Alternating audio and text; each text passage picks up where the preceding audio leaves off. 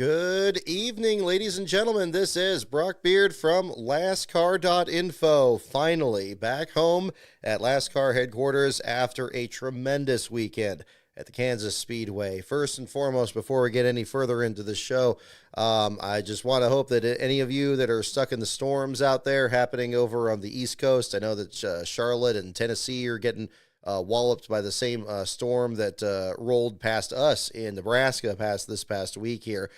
Some heavy weather, a lot of places around the country here. I know that the Iceberg show got pushed to another week, or another day, excuse me. Corrections on that. I believe it's just pushed till tomorrow on that. I was thinking last week when I was on the show there. I definitely want to talk about that on the show here. But definitely pulling for everybody out there on that.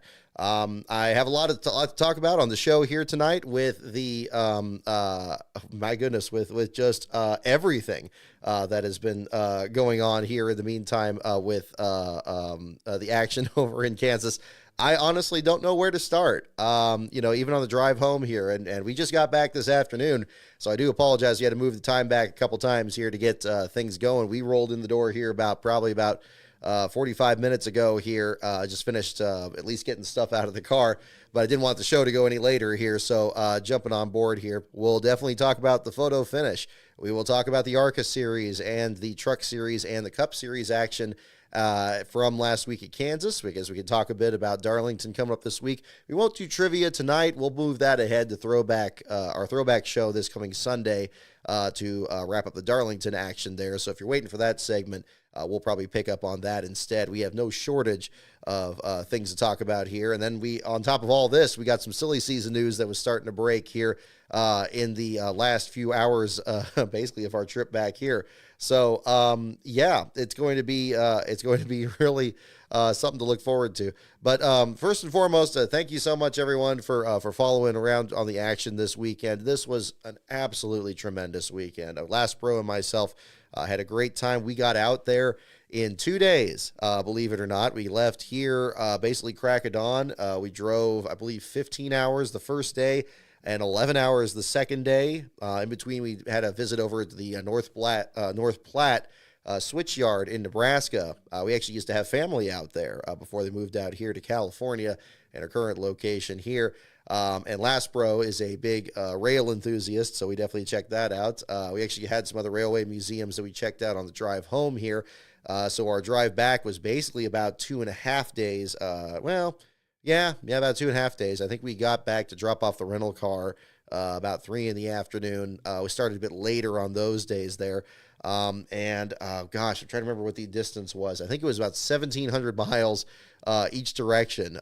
So it was quite the adventure just getting out to the track. But a big reason that I wanted to do this one, I know it seems kind of unusual because we've done, of course, we have the races out here at Sears Point. We are already preparing to have that come up here next month. But at the same time, also, we're looking at just different venues, just in general, that we haven't actually been to. And I know we've done Darlington, we've done Watkins Glen, and some of these other tracks out there. But Kansas is one that we actually had on the calendar for a while. Every single weekend for Kansas, whether it's the spring race or the fall race. And I've noticed this over these last few years. We always get a tremendous amount of photos of people from last place finishers or people over at the track that weekend. So I know there's a lot of people that are big enthusiasts of the website out there, and I would love to I wanted to have the opportunity to meet them, and I'm so glad that I did, especially over at the Bob Puckris tweet up on Sunday. Thankfully, we wrapped that up before the rain came in there, so I'm glad that didn't spoil the festivities for them. Met some other people in the infield there too. I know there were a couple people that wanted to meet up there as well. I apologize for anybody that we didn't cross paths with. But again, I think, and this will hopefully become very clear in the discussion of the race action itself, I had a fantastic time out there at the track. I would love to come back there sometime. Probably won't be this fall. Our plan is to really kind of condense our trackside coverage to just this event and Sears Point next month.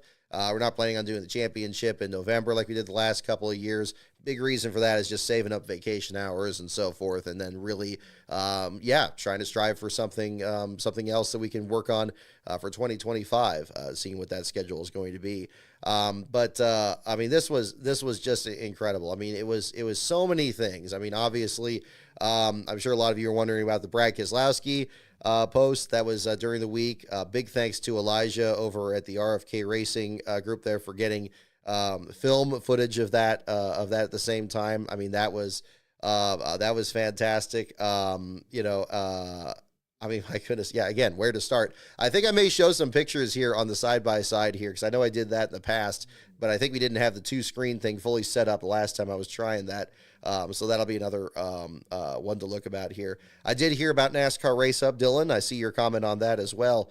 Again, a lot of things that are kind of changing very much over here. As to Race Hub, I guess I could divert into this here for a little bit. I don't have too many thoughts on it. I know that there's, a hardworking staff over there. I've always said that Adam Alexander is a much better host than he is a broadcaster, and I think he found his footing very well in that show to do those personal interest pieces. That's just the latest in a whole series of shows that have covered the sport in the past. Whether you think of RPM Tonight, although that was much more general motorsports and not just NASCAR itself.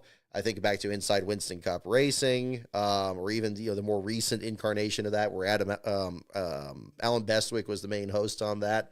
It's sad to lose a show like that's kind of a daily dose of information about the sport. But I think what it is more commentary to anything is just how many sources out there. I mean, just how wide open the field is in terms of where people get their information. I think the problem with the production show, and even with the new studio that they have, is it's by the time it's already seen on the show, you got all these, you got everything that's been talked about on social media, you got podcasts that are easy to perform, and then live streams like this one here that we could talk about these stories at the same time. And I think that, what I hope is the case is that maybe they're going to be reincorporating the staff and the resources they have to that to try to piggyback on something, of that nature that could be, conducive, because in the field, the media landscape out there is so competitive these days. And, and again, that's why you see a lot of these people that are covering the sport week to week, where they're just getting so competitive to even break these stories in the first place, because the speed of it is just so quick as it is these days. So I hate it for the staff over there. I hope that this is merely a reorganization and not something where they're just absolutely letting people go. Although, I mean, again, it's a very difficult business out there, and we'll probably learn more about that as it comes. Again, I'm not a longtime viewer of that show. I've always said on these that I've not really watched them too much because I already follow it on all these sources. And I think there's a lot of other viewers that are in that same position that get their news that way. And, I think they just need to make an adjustment to it. I think that a show like Race Hub was probably less disposable rather than like a lot of the pre-race shows that happen on the races these days, because definitely if you wait till the race day itself, any of the other news through the week, I mean, it's pretty much already been processed already. You're not going to get any new information to it, other than just talking to the drivers as they're standing on the grid, if it's relevant to that. So, we'll see how things turn out on that end, but it is definitely some big news. The other one, I guess we can jump into that as well, is the story of Michael McDowell that will be leaving Front Row Motorsports at the end of this season and driving for Spire Motorsports, the number 71, the current entry that we all knew that Zane Smith was just going to be in a one-year deal there with that Spire deal before something opened up over at Trackhouse. Seems these teams are planning very far down the road as to where these charters are going, assuming the charter system is going to be in the same functionality that it finds itself now. There's a lot of moving parts to that, but definitely an interesting step. We'd heard rumblings about what the nature of this year's silly season is going to be and how ridiculous it's going to get. Not often that you hear something this big break in May. Michael McDowell may not be, one of the top drivers in the field out there, but certainly he was absolutely instrumental in getting Front Row Motorsports to the level that it finds itself in now. The 2021 Daytona 500 champion, the dominator at Indianapolis last year, making the playoffs those couple of seasons there as a result. Again, I think Spire could do well to pick him up there, and it'll be interesting to see how all that works out. But again, just like the Race Hub deal, a lot of moving parts, and that's about as far as I could go, certainly on that at the same time. So let me see here. What's a good place? I mean, I could go ahead and I can keep this show pretty loose tonight. We'll do this a little bit different, I guess, than our usual post-race show, where we're still kind of in the fervor of what's happened in the race. Although I think it's very, I think the good news on that front here is that this race in particular turned out to be so historic and so competitive that even with Throwback Weekend coming up this weekend at Darlington, and as exciting as I do think that will be for how good that racetrack has been with both the old car and the new car here. My goodness, I think this Kansas deal has so many different directions. So rather than go through a chronology of the whole weekend and bury the lead, let's go ahead and just jump right to the meat of the matter here and the Cup Series race out there. Fantastic race. I was literally blown away by the competition that I saw out there. I knew, along with the fact that we have a lot of people that follow the website that attend the track or live very near the track, so they go out there, that this track also puts on one hell of a show. If you think all the way back to 2004, and that was the theme on the magnet that we had on the side of the car here, that classic battle at the finish there between Joe Nemechek and Ricky Rudd that went down to the wire, and then all the way to more recently. But this one here, I mean, it's always such an adjustment when you're doing stuff in the media landscape here, and you can't be like applauding in the media center, you can't be hooting and hollering and all that stuff.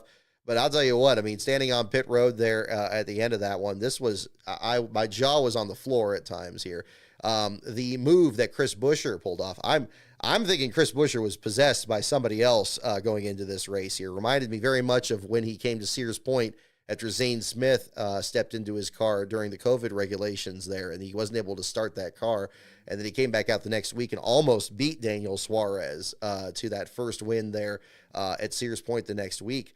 A track that he had historically not performed very well on. He now came into this race here, just absolutely stormed through that middle of the field there, that 5 wide deal at the start finish line. Could not believe what was going on there. Kyle Larson as well, of course, ultimately pulling off the victory there. Very impressive. Ross Chastain up there, so many drivers that were just very equally matched. And I know that that's a big deal with the car, and we hear about this on Denny's podcast, all too often about how narrow that margin is between these. But all throughout the field, I found this race very entertaining to watch. I can't comment on really the broadcast that much. I pretty much stayed on pit road for most of it. So I did see a lot of complaints about the nature of the coverage. And like I said on social media, it sounds like this is a good one to pick to actually see in person, to kind of get spared that there at the same time. We had really throughout the field. I mean, everybody that was coming off of turn 4 was really flirting with that one spot right at the corner apex there, right past, I guess, the apex and kind of at the exit there. And I saw Reddick bounce off there a couple times. Certainly the right side of his car was used up, and a lot of others were as well. But, just an absolutely, fantastic way that all of that played out. I remember thinking back to Daniel Hemrick when he won the championship race at Phoenix a couple of years ago. I remember filming that, and I was biting my tongue. Like, you just wanted to explode because this is such a big moment. And, I really wanted to just kind of get the footage of the moment, get the natural sound of it in there and do that. That was so difficult. This one here, I'm afraid it was just too entertaining. One of the most entertaining races I've ever watched live or on TV here. What you had was a group of drivers that were up there that were actually able to get up there and compete, and coming back from issues, whether it was Chris Buescher's pit road miscue and him climbing back up the pack, Denny Hamlin having issues and getting back up there. A lot of drivers back and forth at the same time. Then further back in the pack, other drivers that really try to gamble and get on good runs. I found that Justin Haley, I believe, is not overestimating the abilities of Rick Ware Racing right now. I was very impressed with how he just jumped through the field there in the early laps. In stage 1, I think he only moved from, on the leaderboard, I believe it was from about 35th or 34th or 35th on the grid to about 26th. But he was marching towards the top 20 there at the beginning of it. Ultimately finished in the 18th spot there. Could have had an even better run than that if strategy had worked out, just in his favor there. But I was very pleased with his performance there. You had, again, just other drivers further back in the pack. There was some tight battles between Daniel Suarez and Chase Briscoe. I believe it was I couldn't tell if it was for the first car to be a lap down or, just try to get like the last, stage point there. But they just raced each other like, everything was on the line. They're chasing each other down to the apron. And that was just a preview of what was to come there at the finish. With the photo finish there down the line. I mean, yeah, I was standing there, just again, kind of at the entrance of pit road and just hooting and hollering. At that point there, I'm just a fan at that point. We did have in between all of this, of course, the last place battle. This was decided by a very hard accident that happened over in turns 1 and 2 that apparently, according to everybody's assessment of it, didn't really get very good coverage during the TV broadcast there. Jimmy Johnson getting a bump from Corey LaJoie going into the first corner, them catching each other's bumpers and getting into the outside wall. Austin Hill collected in that incident as well. Johnson's car very seriously damaged. I was amazed when he finally got towed behind the wall there. I mean, there was a good long time that it took for them to hook that car up and drag it back behind the wall. The right front wheel dangling, just completely from the entire body of the car.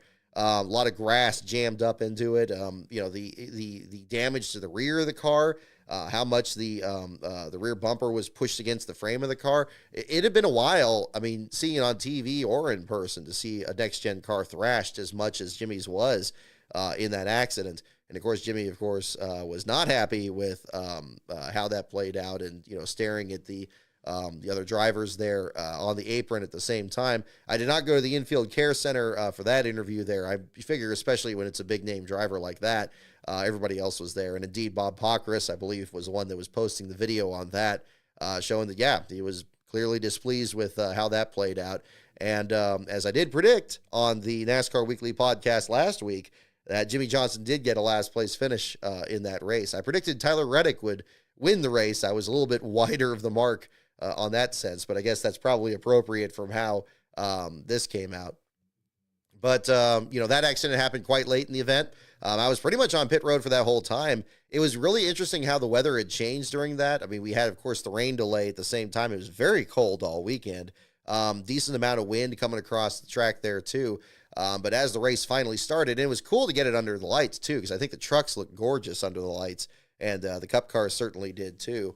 But rather than getting a field that was really strung out, again, you had just a very, somehow it had the opposite effect. You just had a really competitive field and nobody was able to really get away by a very large margin at all.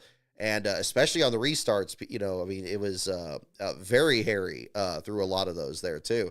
You always hear about super speedways being like the big draw for that kind of racing. And I thought it was very interesting that Denny Hamlin brought up the same debate that I did after the Atlanta race about what's a great race and what's a great finish. And I know I'm repeating myself constantly here, but I mean, it can't be overstated. This was about as perfect of an example of a great race as you will ever see. And it didn't need a whole lot of cautions. It didn't need a whole lot of restarts. These guys were just going at it. And whether they thought that more rain was going to come and maybe cut the race short, it kind of felt that way. Even though, really once that rain stopped, you had like a little brief burst of it again after they were drying the track, and then it wasn't really a factor the rest of the evening. These guys were just incredible. And again, I can't overstate Chris Buescher. I don't know what he ate that morning or something, but he was just incredible and deserved the win if it turned out that way. Now, not deserved the win like he was wronged out of it. I mean, Kyle Larson raced him fair and square, and he deserved the win there. But that's the problem with, that's the problem when you have two drivers that are just that good. One of them is going to have to lose, and it's going to be bitter, especially if it comes down that close. And clearly Chris was upset, as rightfully he would be, as at the result of all that. But there were times where the sun was breaking through at the same time. I believe about stage 2, there was a break in the clouds over the track there, and then it kind of got dark again, and then the sun went down. So, I mean, kind of challenging track conditions, I would imagine, for a lot of these different drivers. And then ultimately capped off by what we did have. We did have an overtime finish. Didn't seem like we were going to. Seemed like Denny Hamlin had this pretty well in hand, and Last Bro was going to not let me hear the end of it the whole ride back from the track there. Still seemed pretty confident, even after the caution came out, as we were texting each other, me from pit road and him from the exit of pit road over in turn 1. But Kyle Busch spun out. We got the late race restart, and the rest of it is history there. I did post the video on my YouTube channel, this channel right here, after the race. I did not get a shot of the famous finish itself. I was standing behind this last pit box. There were two extra like fan only pit boxes at the end of pit road. I believe Austin Cindric's was the first one that was 2 over, because he always had a really sharp entrance coming down pit road there at the same time. Ultimately was retired from the race as well with some pretty heavy toe link damage to the number 2 car on the backstretch. You know, kind of standing back there, I had a great view of the TV screen and the pylon behind that as well, and watching these cars come by. And then I was kind of filming it and watching the number 5, watching Larson get to the outside of Buescher, and I didn't think it was going to stick. I figured this was going to be just a bonsai move, shades of Carl Edwards in 2008 perhaps, and he was just going to slide it in the wall. But of course, Kyle Larson loves the outside line more than anybody else, and he can find whatever that tolerance is going to be. And Buescher is not the kind of driver that's going to throw some kind of ugly block and try to stuff him in the fence either. So he let him have the lane, and there he goes, just right alongside. And they just come rocketing off that corner, and all of a sudden, right behind them, you see them kind of stall each other out. They can't get off each other, so Elliott and Truex come marching into it, and you got the 4 of them coming by, and right when I'm seeing them in front of me, I am running in a dead sprint to get alongside this box. Apparently, I mean, they had like a, again, they had it kind of blocked off for whoever, but at that point, I didn't care. I was going to see what I could see around the corner there, and just missed the finish, but got the shot of Corey Haim spinning into the grass there, which was a terrible break there. I mean, him and John Hunter Nemechek trying to get a top 10 finish there with a little bit of strategy there at the end. Reddick got in the back of Austin Dillon, turned him into Haim. Dillon hit the wall pretty hard. He bent the toe link on that too. Showed that picture of that in the garage area afterwards. And Haim spun out of the grass. Of course, we now hear that Eric Jones planning to come back in the 43 this week at Darlington. So we'll see how the 2-time Southern 500 winner performs in that race. But a crazy moment, and not knowing who had won. See, just as shocked as everybody else was. It's like, wow, how close was that? And seeing the leaderboard, seeing the pylon showing the 17 on top, seeing the Buescher do donuts on the backstretch. He was starting to celebrate there, and Larson's coming by. And I usually don't listen to the official radio at the end of these races, because of course it's very tricky to sync up the audio from the NASCAR scanner when you're at home to the TV, because oftentimes it's going to be well ahead of it. I know you can pause and play it and try to do that, but it's not precise. It doesn't have like signifiers telling you what lap you're on or anything like that. So too often you can listen to that and it can kind of spoil what's happening in the race. So I usually don't listen to that at home. A little bit of behind the scenes thing. But at the track, it's perfect to listen to because it's perfectly synced up. You're listening to it as it's coming. And hearing over the radio, it's like, the pylon is wrong, the 5 is the winner. And it's like, oh my goodness. It's like, how close could it be? And they show the replay, and you can't tell how close it is. Now, obviously, as many people were pointing out very quickly, that the start-finish line was very crooked in comparison to the camera. But, and again, Jeff Gluck and Bob Pockrass in particular did a great job breaking this down. But you recall there's also another source that actually discussed this very clearly not too long ago, and that was episode 7 of 500 Days. If you watch the opening segment of that, I specifically talked about an article from 2001 that talked about this very scenario coming up in the 2001 Atlanta finish. The transponder in the car is towards the rear. It's not on the front bumper, because if they put it in the front bumper, it's close contact racing. It would destroy the device, or it wouldn't be as effective. So you can't put it on the front of the car. You can't have it stick out at that point. And as we've seen, especially at the Texas race with the Xfinity Series between Ryan Sieg and Sam Mayer, the splitter can be like that first point of contact that crosses the line. It could be the closest possible margin, as it certainly was in that case. So they have to go to the videotape, and they go to the photo finish camera. And, I applaud that the person in charge, his name escapes me, but I know he responded to Denny Hamlin's comment about this, that the images from the camera weren't that clear. It's subject to a lot of restrictions, of course, I mean, how light it is out, how far away the camera is, and so forth.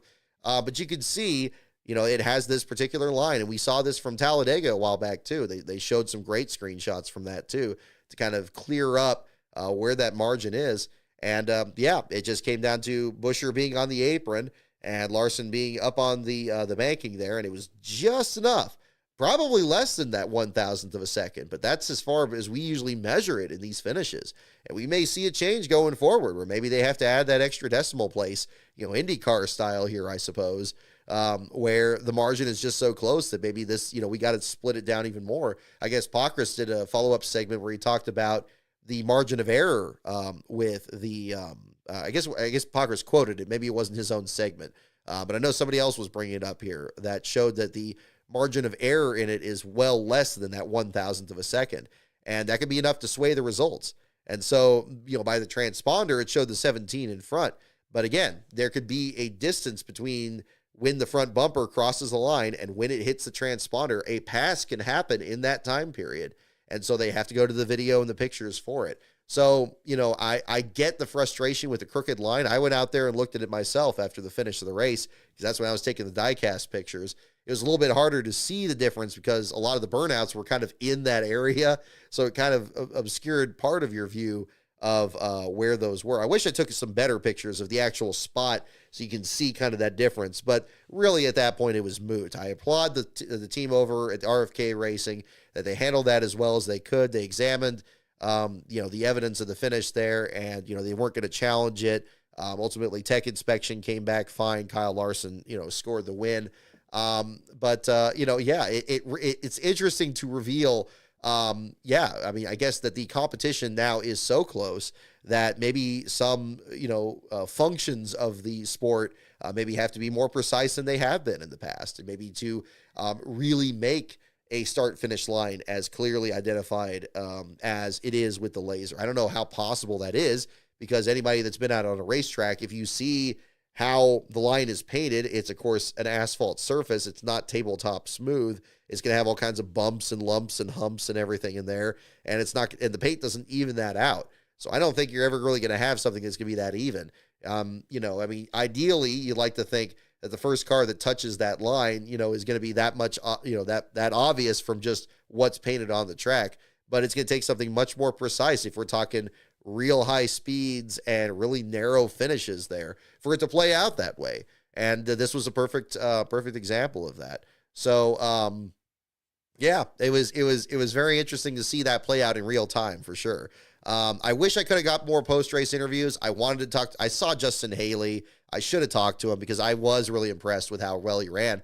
But I got to admit, the fan part of the lizard brain here kind of took over at that point. I was just kind of gobsmacked. I was just kind of taking it in. It's like, wow, this was incredible. I mean, I've seen pretty close finishes before. I mean, closest I'd seen was, again, the Hemrick thing in the Xfinity race at Phoenix. And that had its own amazing parts of that story there too. But this was just a whole other level of it. And again, it wasn't the only great moment from that race. And again, kind of going back to what I was saying earlier about, Denny bringing this up as well in the context of a great finish versus a great race. Undoubtedly, Atlanta had a great finish, and it had some great moments as well. Of course, Cindric's 4-wide pass, for example. But it did have all those cautions, and it did have that big pile up at the beginning. And this race did not. It had very long green flag runs. It didn't start to bubble over until really the third stage. And even then, it wasn't the caution every lap. And we only had one or two retirees in Johnson and Cindric. It wasn't a high attrition race at all by any means. But it had great racing. My goodness. I hope that the broadcast wasn't quite as bad as everybody's making it sound. I fear that it was, because there was racing literally everywhere. I mean, you could see the field string out further back, and it wasn't like everybody was just follow the leader. I mean, I see a lot of that at Phoenix in particular, because usually I'm over on the back straightaway, and pretty much it's very rare that you get something side by side. Never mind like the battle between the Championship 4 and the Xfinity race last year. But there were ones where people will actually set up passes and then just chase each other off the wall. Very similar to Vegas. I mean, obviously mile and a halves have a lot of similar elements. Lastbro and I were kind of talking about which track we enjoyed the most. We ultimately both decided on Darlington. But this Kansas race was easily the top 4 in discussing that as well. but just incredible. I really, I really think that was something just just unreal. And it was interesting. I had noticed, I noticed more the photo finish camera, or at least its placement, more in these recent races, because it's kind of interesting to see where it is set up. I think the last time I actually mentioned it on social media was back at the Clash the first year, and seeing the camera set up and how they had another one that was kind of at ground level, because in that case, of course, the track's so small, the camera can't be very far from where the start finish line is. But of course, at Kansas, it was way, way back over on pit road, lined up there, and with these gates around it where it says like, don't touch and don't move it. Because I guess they calibrate it. You always see, whenever you see like the actual schedule for the weekend, you'll see like when they talk about like when timing and scoring is set up and things of that nature. Basically, they set it to where it's going to be for the weekend, and hopefully they don't have to move it again, and or worry about somebody tripping over a cable or something like that and making it inaccurate. But it was interesting seeing the way that all that played out, for sure. And yeah, after all this controversy with pylons getting taken down for the tracks, again, this was another example that showed how important the pylon really is, to show that running order. Don't tell me that there wasn't some thrill over at the Larson team when those numbers got switched around. Clearly, I mean, again, I don't think it's something I don't think this shows that any pylons are out of date, because really nothing was showing. Even the online timing and scoring that was showing like a 0.00 margin and showing the 17 out front. So, again, it's not going to be able to take into consideration a photo finish itself. And that's indeed what makes them exhilarating. I mean, going all the way back to 1959 and them needing fans to submit pictures to find out who won, because their own footage wasn't good enough. You had a lap car in the middle of it, and photo technology not being as good back then, much less how long it took to develop film back then. There's a long history of it being controversial in one way or another. But I think that the way it was handled was handled as best as it could have been. And it was going to suck for whoever lost it, whether it was Larson or Buescher. And I don't think putting themselves in the wall was going to help, because it would have just been like when Brandon Jones won the Darlington Xfinity race a couple years ago. They put each other in the wall. Truex and Elliott are going to be locked in a photo finish for it. And then, who knows how that would have turned out. It very nearly looked like it was going to be a 4-wide thing. They had a great run on the high lane, and it just made it even more fantastical. So the series is off to a fantastic start this year. I know there's been some controversy along the way, things that have had to be addressed in terms of safety issues, like we talked last week at Dover with the situation with Ryan Preece. I'm glad that more details were revealed about the gap in the headers to the exhaust pipe, and that superheated fumes coming in contact with the foam. I still think there should be some kind of safeguard against that, because that's quite the penalty to pay for just a loose bolt in one case or another. And there's still things that need to be worked out with the short tracks. I'm not going to pretend that's not an issue, because for all these great 1.5 mile races, we need to make sure that, it performs well at a place like Richmond or Martinsville or the upcoming race in North Wilkesboro at the same time. I don't know what the answer is. I know that NASCAR is, basically saying they don't want to do more aero changes. But clearly there's something that's very exciting with this car, and it really shows well at Kansas. So hearing the crowd roar when they decided to finish, there were some boos when Larson was declared the winner. I don't know if Buescher had that many fans necessarily. I was kind of taking stock of what gear most people were wearing. I saw a lot of Ross Chastain and a surprising amount of Austin Dillon, to be perfectly honest. So it was a little hard to tell who wore what. I know Last Pro got a great picture of a guy wearing a Harry Gant shirt and a Jimmy Means hat with a JD McDuffie pin on it. So that was pretty cool at the same time. But it was something else. It was something else for sure. I guess we can look at the race results here. Larson, your winner by 1,000th of a second over Chris Buescher. Chase Elliott, Truex, and Hamlin, your top 5. Hamlin leading 71 laps of most of the race. 63 were led by Larson, 54 by Buescher, and another 43 by Chastain. Those definitely the most dominant drivers. Kyle Busch looked very good too. I was surprised that he brought out the last caution. Wasn't he about 5th place when he spun on the backstretch, he looked about as good as he ever has this season. And I think had a good showing there. Still came back to finish in 8th despite that, so a fine rebound. Noah Gragson continues his streak of great performances for Stewart Haas, gets a 9th place finish.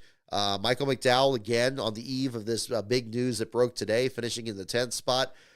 This is skipping also your pole sitter, Christopher Bell, finishing in the 6th spot, and Alex Bowman in 7th. Bell is kind of an interesting chip on his shoulder still. He very much reprised his comments from the Netflix show in the media center there about him being kind of overlooked in terms of people's estimation of who's a championship caliber driver and who is not, despite his now multiple championship 4 attempts here. Yes, he did have the last place run at Phoenix last year, but not for a driver error, but for a mechanical issue there that dropped him back in the order. But that was definitely the situation there.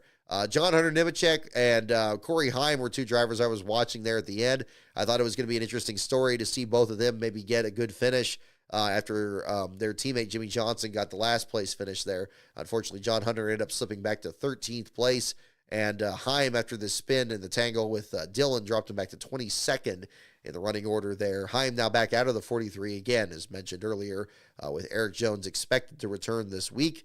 And we'll find out how that shakes out there, too. Todd Gillen with a decent run there in the 14th spot. Bubba Wallace coming back from an incident to finish in 17th. We talked about Justin Haley earlier.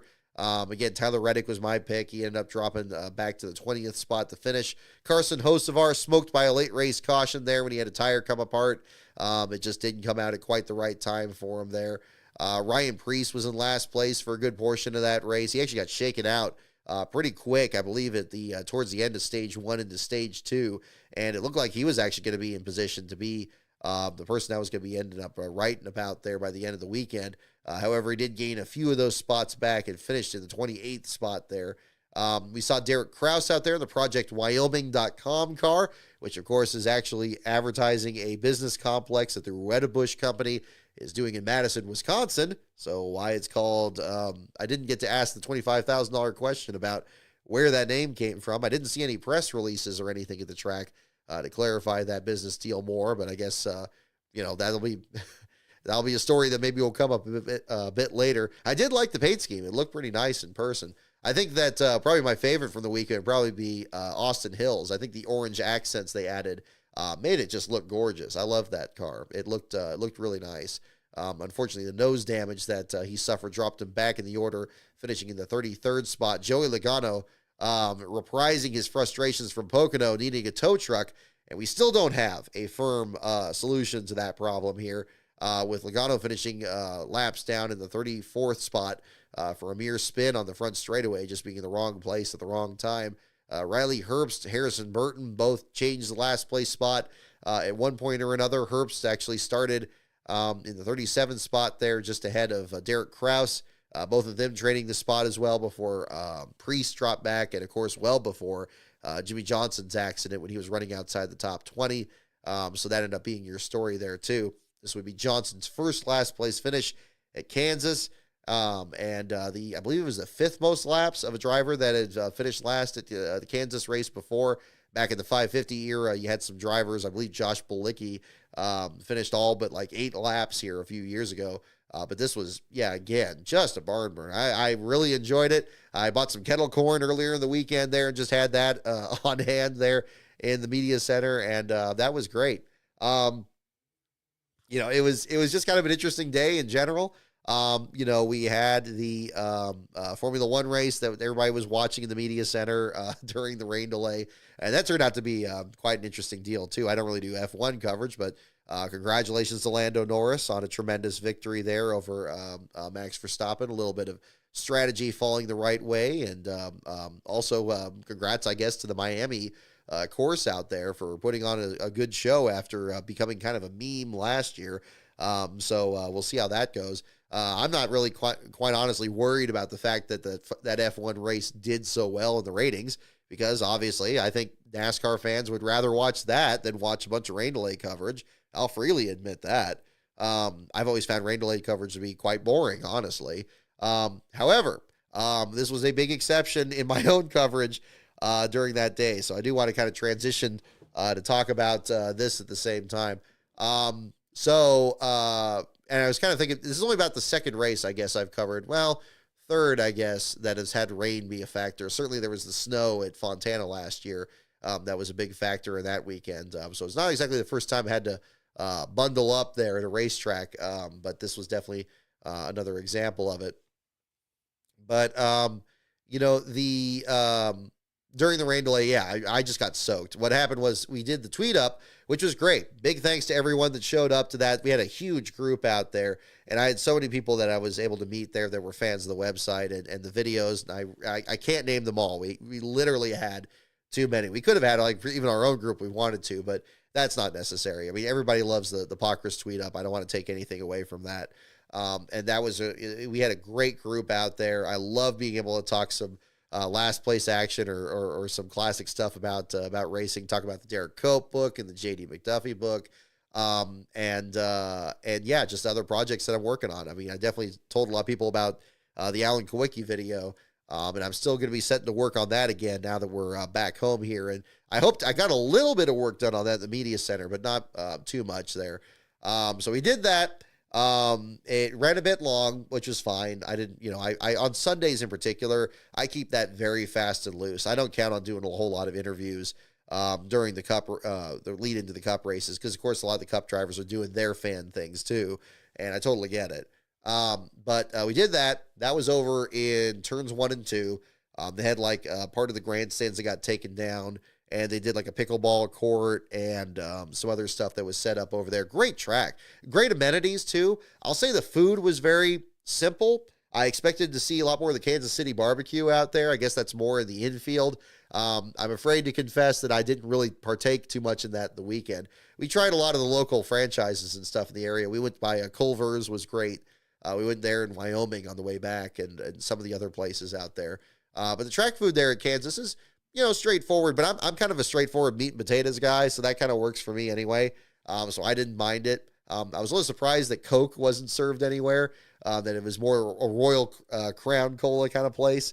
Pretty much just had Dr. Pepper, and I think it was Royal Crown, Dr. Pepper, Diet Dr. Pepper, 7-Up, and water, and on that. So that was kind of interesting to see the breakdown. Every track's different that way. I think at Serious Point we get Mellow Yellow sometimes, so that's however that works out. But that's beside the point. So we did the meet up there, and that went really well. I went down the stairs. I wanted to go over to the start-finish line and, either put the NASCAR logo somewhere on there, or I wanted to do it like by the camera, because I noticed that a lot of times they like in Texas, they aim the camera a bit lower and you can kind of see it. I'm sure plenty of people caught on to that already. So I got down onto the track, and it was starting to drizzle a little bit.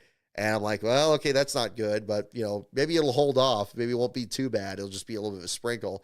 I made it over to the choose cone. I thought it was interesting that was marked up. I didn't know that people mark that section. I guess we have that at Sears Point, but it's really far away from the starting line. So I guess it's not really as much of a factor, but a lot of people had marked that. I love that somebody wrote choose wisely on the tip of it and had the arrows pointing either way. So a lot of people are having fun with it. Great fans out there too. I got to say, everybody was everybody's gonna be excited to be there no matter what at any of these races there, but never had any problem with, anybody else that was there or anything like that. Everybody seemed like they were, just having a good time. And then when ultimately, I signed, the choose cone there at the same time. And then basically by that point, it was starting to come down pretty heavy. And we had a gully washer there for about 15 minutes. And unfortunately, there's no pathways through the grass in the infield. So I'm trudging through that and like with the rest of the fans and trying to get over to the infield there at the same time. Finally got back over there, and I was just drenched. But luckily, I picked up this shirt that I'm wearing right now. Duluth is my favorite provider there of like clothes I wear over at the track. Not a paid segment, by the way. But what's great about it is it does the moisture wicking really well, and it dries really quick. So I came into the media center, I was soaked. I had my vest, I had my shirt underneath it there, but I was pretty much dried off within the next 20 minutes there. So that was great. I'm glad I didn't catch cold or anything there. So there wasn't any issue with that. So the reason I'm saying all this is okay, so all this stuff was happening in the morning. We already had a great morning with that. Grabbed some lunch in the media center there while I was drying off, and that was cool. F1 race was going very cozy, but at the same time also, I don't want to just, sit in there, wait till the race starts. I'd like to do at least something. I hadn't even been to the Cup Garage the entire weekend, really. There wasn't time. There was so much stuff going on in the Arca race in particular. We'll talk about that here later in the show.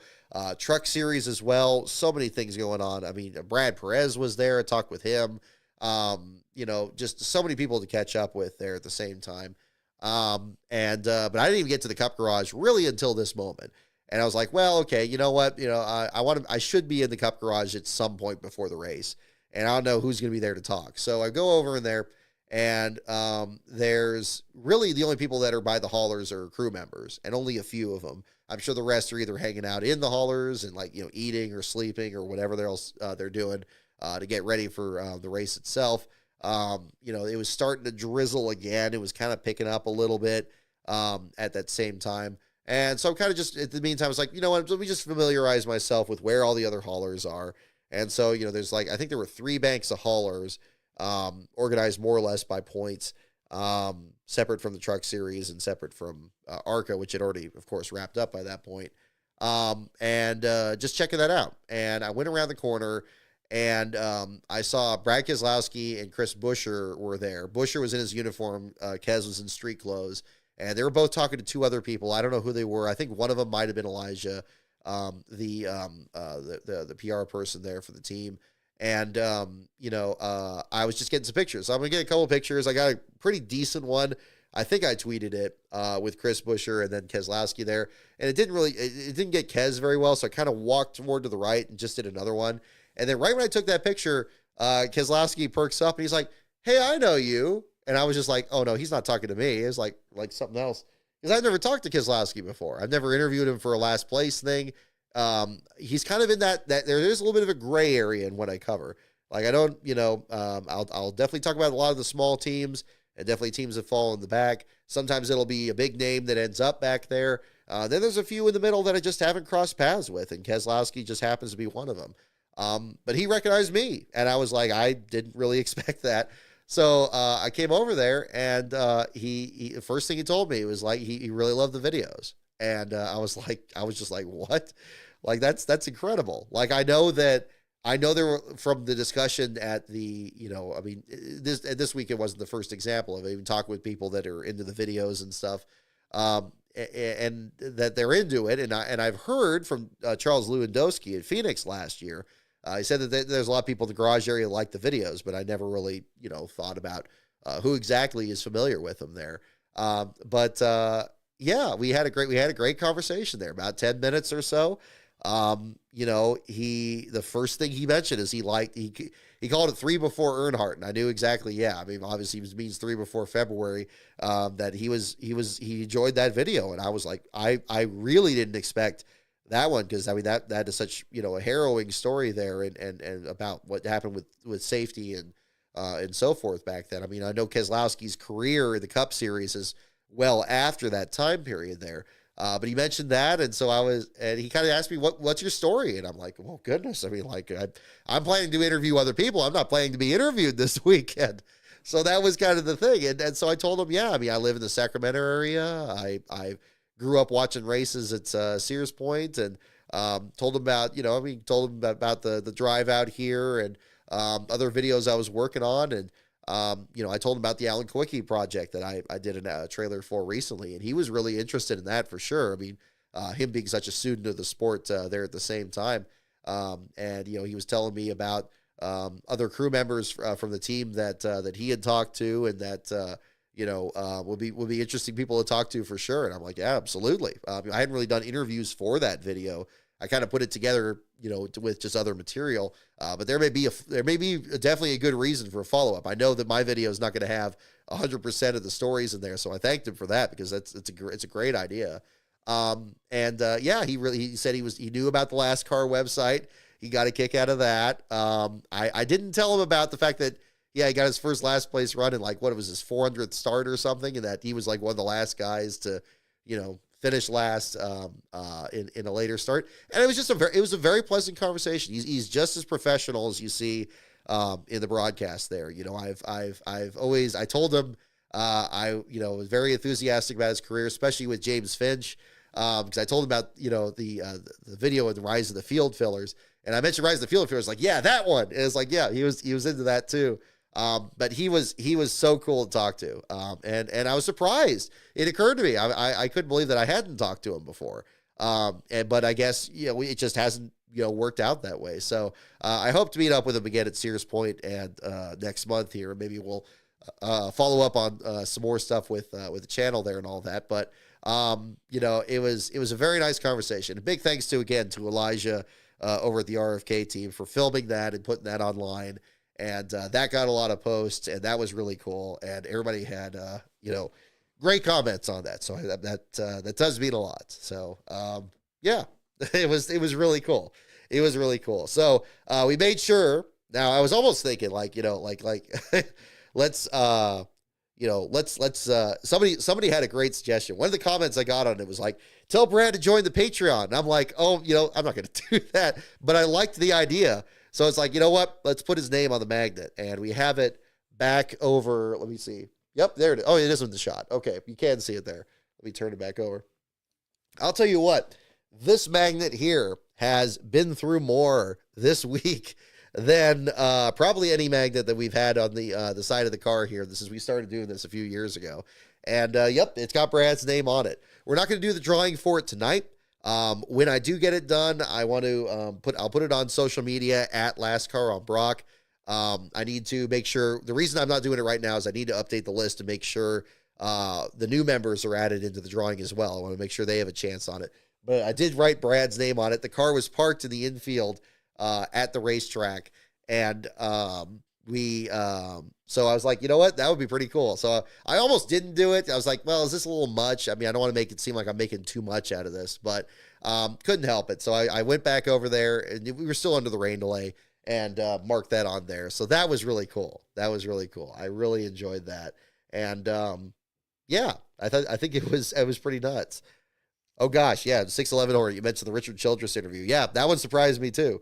So yeah, that was kind of the different deal there too. But yeah, Keselowski was really cool about that. And yeah, he was I was amazed that, I mean, it wasn't just like a casual curiosity. Like he was like he really wanted to know. I mean, he really wanted to know the story. I'm like, okay, well, hey, I'll tell you. But yeah, he was friendly and wished him good luck in the race, and that was that. And in fact, he actually had a pretty good finish. He finished in the 11th spot there, the Consumer Cellular car, and getting a good finish out of that. But yeah, that was really cool. So so really at that point, the race was a bonus. So this all happened before, and like, what was it? I think it was maybe like an hour after that the race started. So just crazy. I mean, just absolutely. Yeah, just a lot going on there for sure. So that was really the kind of the bonus there. So really anything that happened in the race at that point was going to be exhilarating there at the same time. And then certainly never knowing that it was going to finish the way it did, as dramatically as it did there too. So that was pretty cool. So yeah, I mean, it was great. I literally lost count of how many people I ran into that were fans of the website and fans of the videos there, and talking to them about that. And yeah, it was my expectations were I knew I was excited about this one here for the racing there, and also the people that were following the site there, but it was well past my expectations in both regards. So big thanks to everyone for sure on that. And yeah, hope you enjoyed following that there too. We'll talk about the Truck Series race and the Arca race. Let me probably show, I like to show some pictures too. We can do a little bit of a slideshow here of some stuff there. I think that would be kind of fun. We'll kind of get into that. But let's see. Oh, let me get my list of other notes here too, because yeah, there was no shortage of other stuff that was going on this week. Okay, no, not that. Different list here too. Okay, nope, I already covered that one. Let's see here. Yes, okay. Let me go into this too. Kind of a lead into the weekend as well. I want to big thanks to the folks over the NASCAR Weekly podcast for bringing me on the show the other day too. I really enjoyed that. If you haven't seen the episode yet, definitely encourage you to see it there. It was myself, it was Eric, the Iceberg, and Danny B Talks there. We had a great conversation leading into the Kansas weekend. Had some made some fun predictions there along the way. Chat was really busy that night too. Again, just to I want to make sure I cover my bases again on that there. Again, my understanding from the tweets earlier tonight, because of the severe weather in the area, that their show is expected to be back on tomorrow there as well. So look forward to that too, and definitely check out theirs. They had a great conversation. In fact, Eric was at the track there as well. You saw him in the pictures there for the tweet up there. So we were both in the same row in the media center. We had a great conversation there too, and got to meet with some other folks there that were very passionate about the racing in that area there too. So I think we hopefully Eric had a safe trip back as well. But we just got back here today, so that was really pretty cool there on that. Let me see here. Kind of checking on this.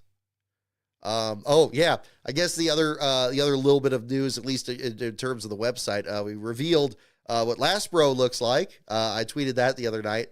That was probably the other kind of interesting story from the race weekend. I guess we'll jump around a little bit. Like I say, the show's gonna be a little different tonight than usual with the post race deal. Let me get something to drink here in just a moment. Let me mute this.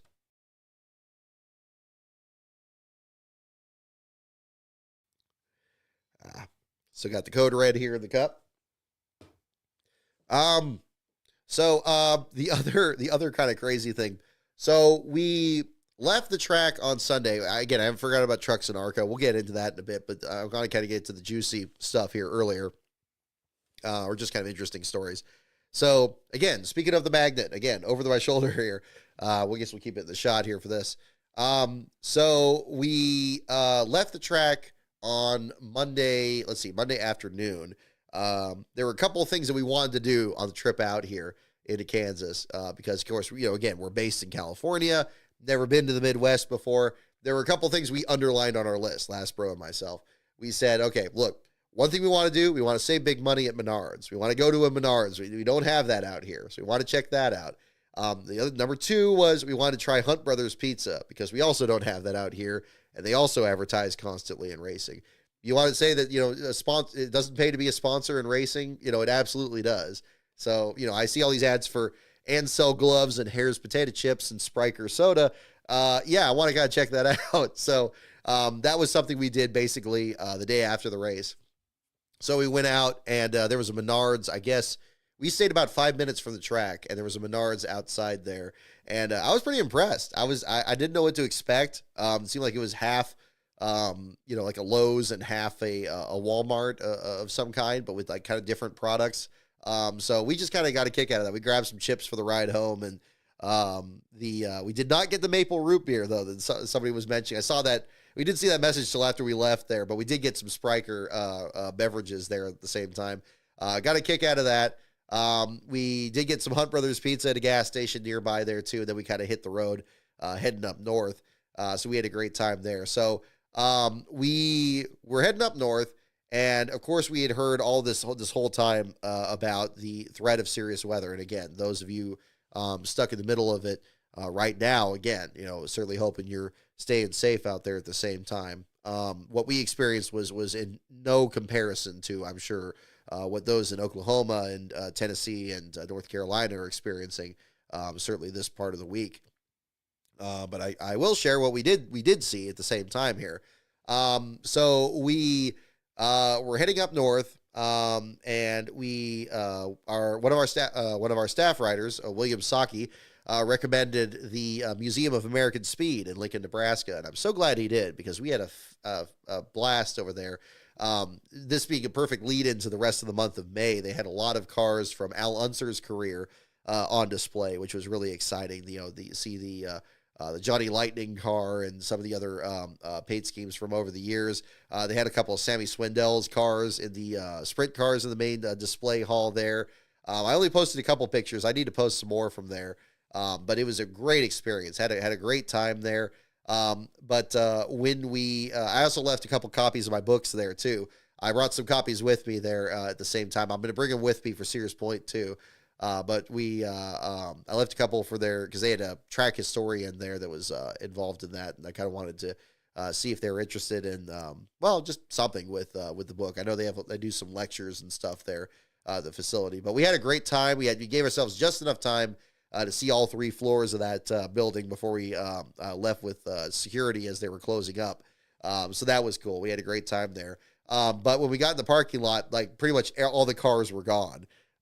And we had the same experience at the hotel the race morning. Like all the cars were gone. Everybody was just like leaving real quick. And we knew that severe weather was in the area and that there was going to be a possibility that we were going to encounter it at some point. Lastbro and I are not only, very much interested in NASCAR, but also a longtime Titanic enthusiast. So the concept of receiving several warnings, and it's including from some of you on social media. So big thanks to those of you on that. Definitely not something that we're going to be ignoring for sure. So we were traveling north we were traveling west actually out of Lincoln. And our route to get back to Sacramento, we had to basically cross all of Nebraska and southern Wyoming before it kind of dips back down and heads kind of towards the foothills in the Northern California here. So when we got on Interstate 80, heading west out of there, and by this point the wind's starting to pick up. We got a little bit of drizzle coming on the windshield there, and we're just kind of figuring out what our plan is going to be, because by this point we're looking up the Weather Channel app, and we can see this big squall line coming just right up the freeway, and it's like the length of the width of the entire state. So there's no driving around this. And we do, we get on one of those side roads or something like that. We're not familiar with the area. That's going to be a dangerous situation. And we're not looking to do anything, real crazy. We're not looking to pull over and try to see a tornado or something like that. We are not at all equipped for anything like that. So we're thinking defensive measures here for sure. So again, and I want to give a shout out to the Weather Channel app for maintaining this database as well as they have. They'll show like what areas are under a tornado warning, advising when it's when to seek shelter. So we had driven out across Nebraska on the way out as well. So we knew there were a lot of rest stops on the side of the road. We stopped at one really quickly for more of an incidental reason. We had the magnet on the door. Wind was picking up. We didn't want that getting blown off of there. So we took that off, put it in the back seat. And we also kind of scoped out, the buildings they have there, because they have buildings that you could, hunker down in if necessary and so forth. But we were hoping to kind of find a more populated area that we could check out. So we're coming down the road, and the sky is getting darker and darker, and we can see how fast the storm is coming right towards us. We got the whole squall line coming there, and it's like, okay, well, we're going to have to really figure something out here pretty quick. So we were thinking, okay, well, rest stop is probably the best option. We don't want to pull off, we don't want to hang out under an embankment or anything like that. I hear that that's not the way to go and everything. But we were looking just for a more populated area. So we come down the road and we're thinking, okay, maybe like a gas station, maybe where there's other people there. Maybe, just have some other options, different kinds of buildings, just kind of play off what everybody else is doing too. If everybody's pulling off the road in some place, we're going to kind of follow them. So we're going down the road and everybody's still going down the road like nothing's happening. So we were like, okay, well, we're not going to really go off of everybody else then. And we're not going to stay on the road either, because, we were driving a crossover on this trip, a rental car, but one that did have a tip over warning on the dashboard. So we're like thinking, okay, well, that's not going to be particularly stable if we get the winds really picking up.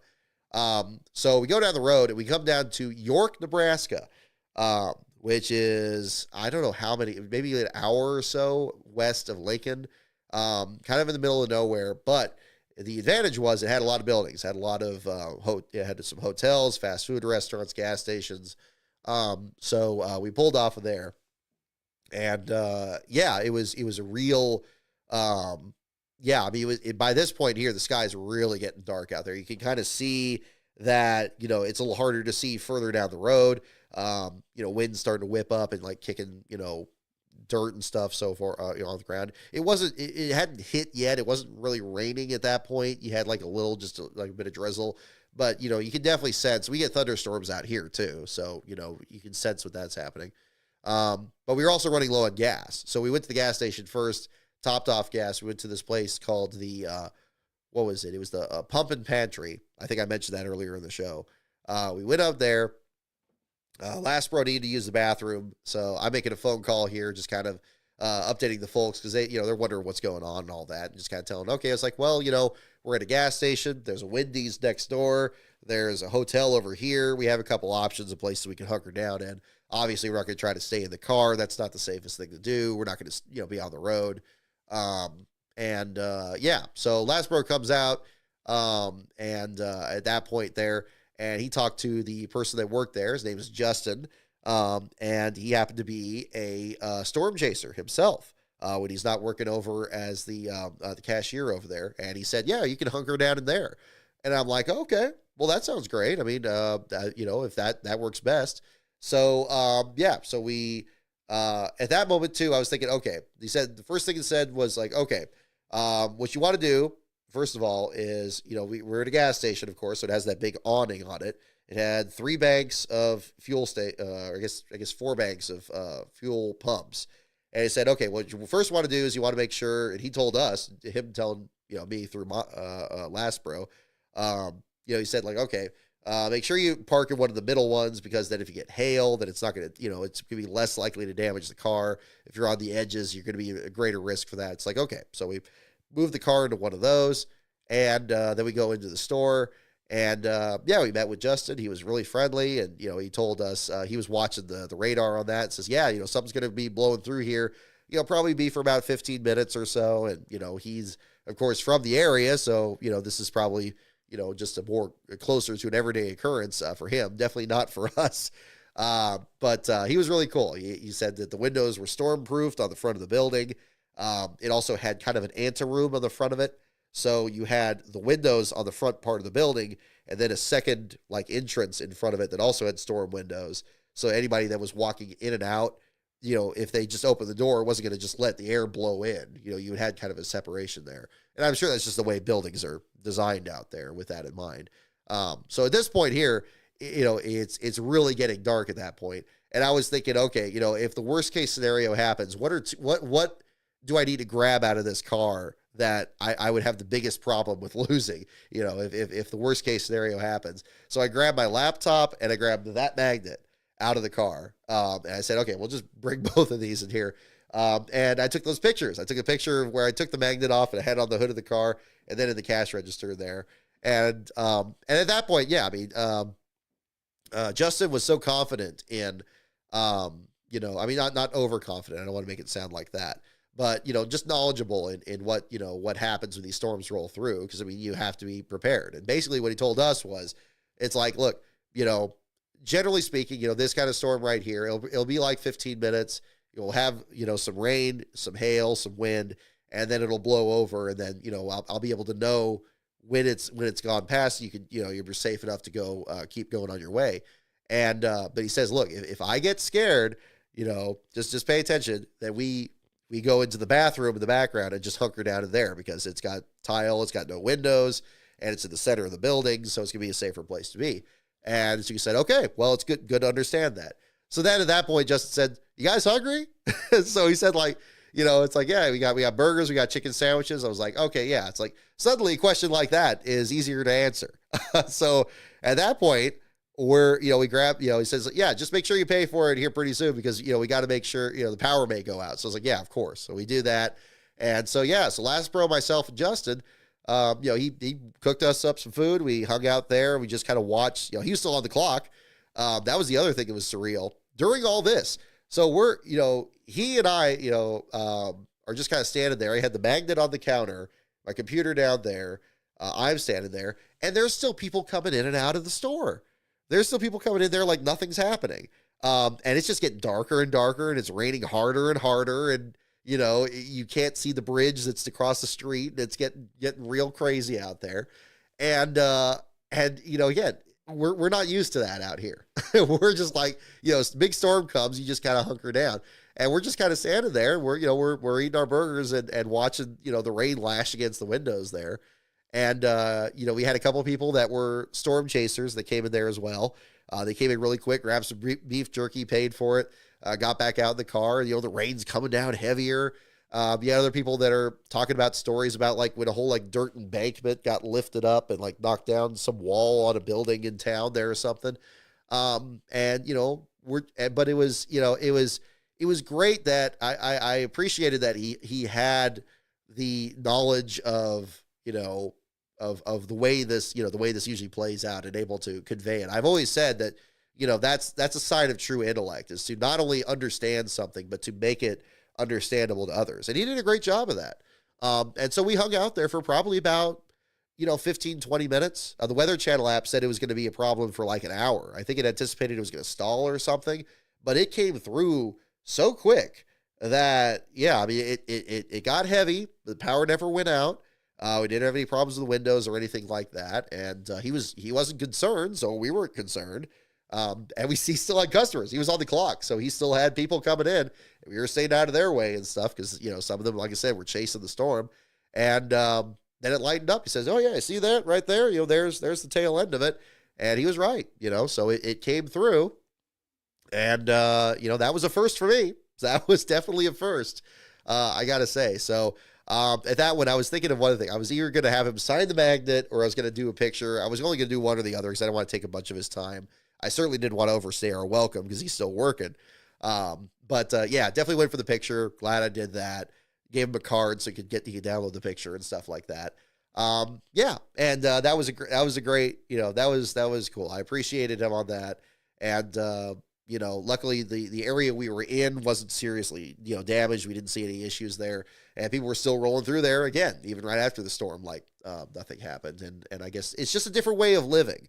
It's living in that area. Again, I've had relatives, ancestors that lived out the North Platte area in Nebraska, but that's so many generations ago. The skills to deal with that kind of extreme weather is not something necessarily that we remember that well. It's more earthquake and firestorm preparations in my region.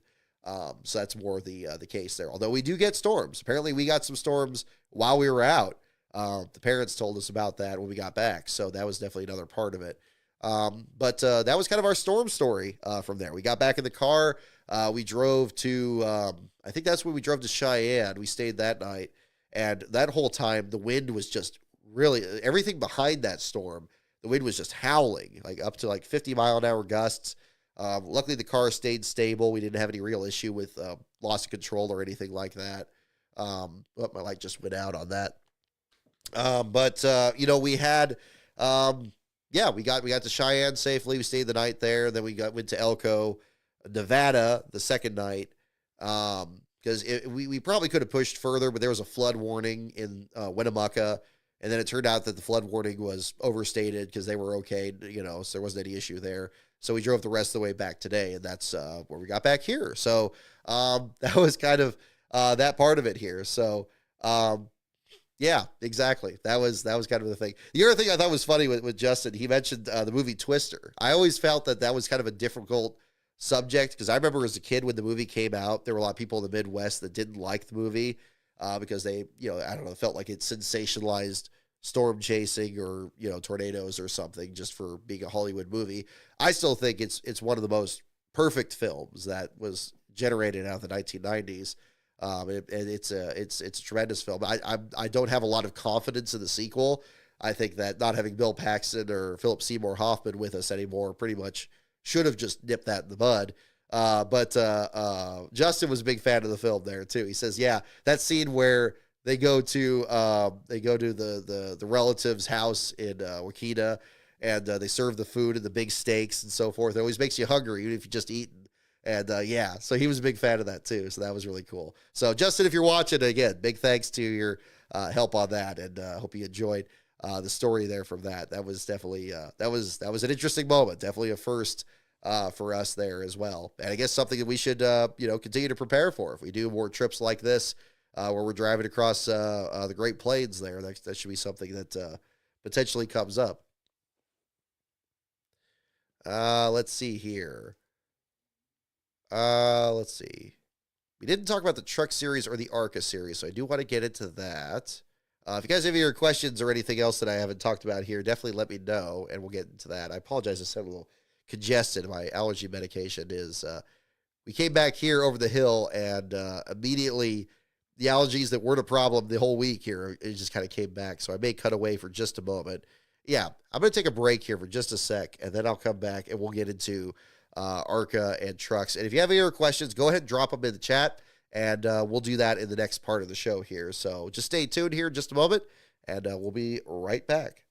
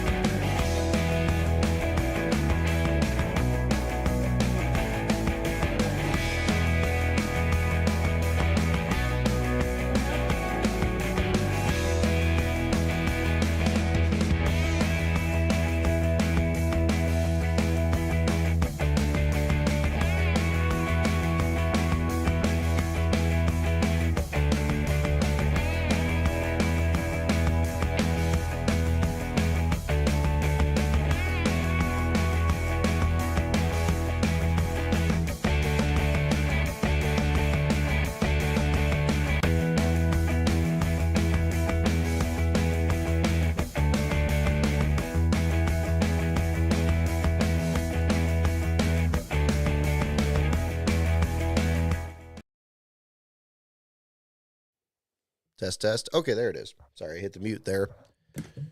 Hello. Let's make sure everything is lined up here correctly. Let me put that back away. Alrighty. Again, I apologize. The light went out here on this one. I got to recharge that bad boy. We'll find out more on this. So, yeah. So I want to kind of talk a little bit about the Truck Series at Arca. I'll probably spend less time talking about this. We'll get into some pictures here as well. If you guys are interested in a little bit of a slideshow action here, we'll do some of that on the second screen here momentarily. Let me see here. Get the Truck Series and the Arca results. I believe I had the truck one up. Let me get the Arca one up. Big thanks to our Ben Schneider that is co-writing the article on the Arca piece there. We're going to get that up in a moment. I need to still finish editing that before that's ready. But he and I are co-writing that. I did more of the trackside stuff, and he had more of the context of the finish there within the Arca Championship and the series history. Let's see here. So the Truck Series race, let's see. Can I get in that? Oh, where are we? Let me get that fixed. There it is. Alrighty. So, yes, talking about the Truck Series race. Congratulations to Corey Heim on pulling off another victory. And again, what was his last week for now, driving the 43 for Legacy Motor Club. Fine effort for him there, leading 79 of the 134 laps. Zane Smith in second.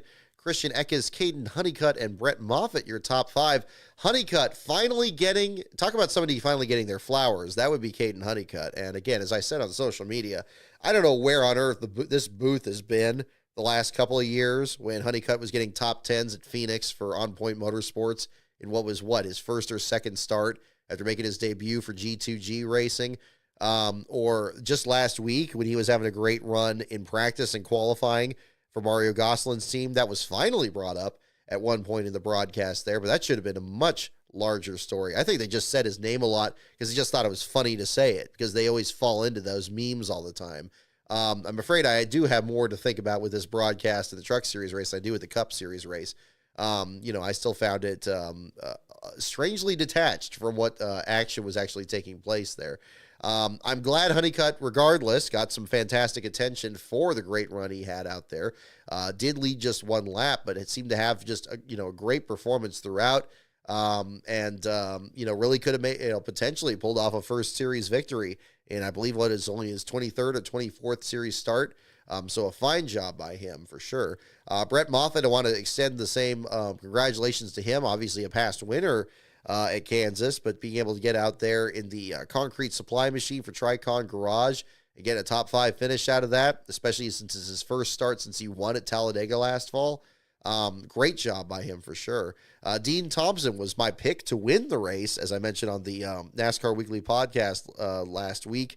Didn't pull off the win, but came from 22nd to finish 8th. I would have loved to talk to him. I just missed a connection with him after the race there, but congratulations to him. He had a double duty day between that and the Arca Racing Series earlier in the day.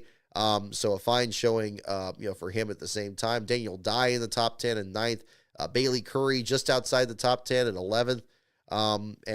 Further down the order. A lot of the drivers I did talk to after the race, including Raja Karuth, were expressing frustration over just the way the trucks handled over the long term. Seemed like they were having a little trouble on tire and suspension combinations on the entries out there. It was a real challenge there to kind of maintain that pace, given the lack of cautions beyond the stage cautions after the first accident at the very beginning of the race there. However, I think the most hair-raising moment in the race also had a contributing factor in the last place finish of the race. Probably the first moment that made my jaw hit the floor from the weekend before the Cup race even started was the big log jam that developed behind Zane Smith and some of the others at the start of the race there. Chase Purdy scoring the pole there was a great story, and Spire Motorsports had a great start to it. Ty Majeski started outside pole, looked like he was going to have a great weekend as well, potentially get his first win of the season. However, according to him, he said he had a tire go down potentially during the pace laps and was just trying to ride it out. Unfortunately, most times when that happens, it usually does not turn out very well. Thankfully, in Majeski's case, it wasn't a serious accident. However, it was sufficient damage to still leave him in last place at the end of it. I just so happened to be standing by his pit stall at the very beginning of that. Again, I was pretty much at the same spot that I was in the Cup Series race there. But Majeski started outside pole, and the first time by, I just see one truck go by, and then about a 5-wide pack of trucks. And I'm like, this is a little bit early to be racing this hard. Of course, this turned out to be because Majeski's truck was slowing down and stuck in the high lane, and everybody else that was threading their way by it just stacked up to the inside of them. I guess there's just so much drag that nobody could get off of anybody. It's pretty amazing that wreck that happened just a couple laps into the race didn't involve more drivers than it did. But Majeski ended up, regardless, bouncing off the outside wall, drawing the only caution of the race that was for cause. But he came down pit road, looked like he was going to be just for repairs and tires, but it ended up being the first of several pit stops. And what was interesting about this was actually just seeing the crash clock play out in real time. Basically, he had one tire that, the first tire that had shredded and come apart. Pictures of that are on the social media there. He had another tire cut down because the fender had been pushed in on the tire, and that brought him back in. And during all this, he still hadn't even reached minimum speed. He finally came down, I believe, a third or fourth time into the pit road. And at that point, all the officials are holding up 2 fingers. And that seemed to indicate 2 minutes left on the crash clock. Then pretty soon, about 2 laps later, it was 1 finger. And then about 2 laps after that, they just kind of did this motion and he had to go to the garage area. There was a garage entrance about 2 stalls in front of him. Again, his stall was pretty much, I think, Austin Cindric's from the Cup Series race. But Majeski turned to the left. That was the entrance to the Cup garage, which was open by mistake. So somebody closed the gate, had him back up. He drove down the fire lane at pretty fast speed, actually. It was a good thing nobody else was standing there at the time. But there's an extra lane that's kind of separated from the pedestrian access that made that able to happen safely. So that was good to see. But he ended up going to the garage area, and he was done for the day. The infield care center was very far from where I was, even though it was still in turns 3 and 4. It took some time to get out there. There's another couple of gates I had to go through. And I was surprised I was the only person there, at least at first. Especially in a race like this that had such low attrition and nobody falling out of it. Majeski being involved in a wreck so early in the race. He's credited with 10 laps complete, but this was about 30 or so laps when he was pulled behind the wall there and done for the day. Him expressing some disappointment over the poor finish, but again, nothing, on his end there, just a flat tire and trying to gamble to stay out there, maybe benefit from somebody else's caution that it was going to make it less costly than it turned out to be. But unfortunately it ended up being a short night for the driver from Wisconsin. So the Road Ranger number 98 ended up in last place. Big thanks to him for speaking with me, as well as I believe there's a gentleman from Front Stretch that was there that showed up as well, but no TV was there, at least not that I saw. And it seemed like the TV broadcast was very much, late in reporting that he was checked and released from the infield care center when it happened relatively quickly. Pretty much that was the case back over there. We got that interview up there, and big thanks to him for speaking under frustrating circumstances there. But I usually like to ask how track conditions are out there, but obviously there was no time to really discern that for him, so it ended up being a short afternoon. Mason Maggio was another driver I talked to after the end of the race. When he got out, he was like the last truck that came down pit road, and he was really frustrated. He was kind of just talking with somebody else that was carrying his helmet. Seemed to be really frustrated. Wasn't sure what the situation was, so I came up and talked to him, and it was just frustrating handling for his truck. This was a track that he's particularly excited at competing on. He always looks to do well here, but just unfortunately for this one, ended up back in the 29th spot, finishing 3 laps down, and he said that was not what he came there to do. Much like with Raja Karuth finishing in the 13th spot, they were looking for a much better run than that as well. But it was a challenging effort, and I think that's probably why that race didn't have quite as much the side-by-side racing that we saw in the Cup Series race there too. And Heim seemed to have the race very well in hand there from the early stages. Again, although Caden Honeycutt was making them honest out there and getting up there to, I believe, the 2nd or 3rd spot. Unfortunately, just a late race pit stop seemed to be the difference, and ended up being a bit further back in the order, finishing 4th. But still, a fine showing for him. His first top 5 finish of the Truck Series, I believe. Again, a great effort for him there, the number 45 effort for Al Neese. And indeed, it was his first top 5 in his 24th series start. Again, Honeycutt, same driver that we saw win his Arca West Series debut at Roseville just last fall. So that was really exciting to see. So again, another driver that hopefully will get more attention in the future. Meantime, your bottom 5 for that race was Ty Majeski, Jennifer Jo Cobb getting back into action. Brought a small toy hauler out there to bring the number 10 to the track. Spencer Boyd in 31st. His truck had a noticeably very low stance on pit road compared to the others. I'm not exactly sure why. Connor Mosak and Mason Maggio rounding out your bottom 5 with pole sitter Chase Purdy just outside the bottom 5 in 28th. We saw Taylor Gray with some issues there towards the end with smoke coming off the number 17. He ended up in the 27th spot there at the finish. Going into the Arca race, I know that was the big controversy there was Mosak pulling off the victory after Tanner Gray had dominated almost the entire race, leading 86 of 100 laps. Some heartbreak there at the late stages there. Dean Thompson in his double-duty effort, finishing in the 3rd spot with Chris Wright and Jake Finch rounding out your top 5. Andy Jankowiak just outside the top 5. I know we don't talk about Arca too much on the show here, but obviously is it part of the weekend there? We definitely want to cover it here. One of the big turnarounds in that race, of course, was Lawless Allen, the other driver from the Truck Series. And a Josh Room effort there in the number 33 to get the best possible effort. out there. I got a lot of questions about where this this car came from. However, the team itself wasn't exactly sure, but then you got some pictures of it there, and it showed the AM Racing indication from Kevin Zawinski's team. So apparently it had a pedigree from there. But a very fine showing there for that team, and hopefully the first of many strong starts there. Although they did have a slow pit stop that's even dropping back in the order and off the lead lap, he still finished in the 11th spot in the 24-car field. This leads us to the last place battle at the same time. Alex Clubb, the Morristown Missile, ended up being, unfortunately, the last place finisher of it. But it's very miraculous that they even started the race there, too.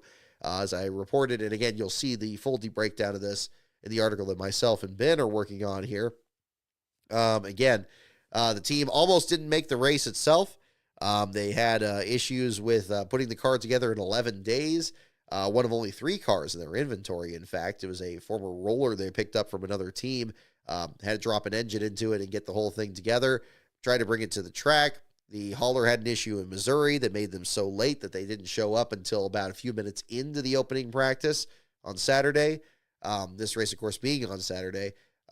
They had to rush through inspection. Didn't even have enough time to get the whole wrap on the car. And then they were starting to work on the car in the garage. They were the only car in the garage because everybody else was queued up, ready to roll onto the grid. There were debates about if the team was even going to start because they had an oil leak. They just had everything under the sun that was against them, but they got the car presented to the back of the grid, started in the 24th and last spot.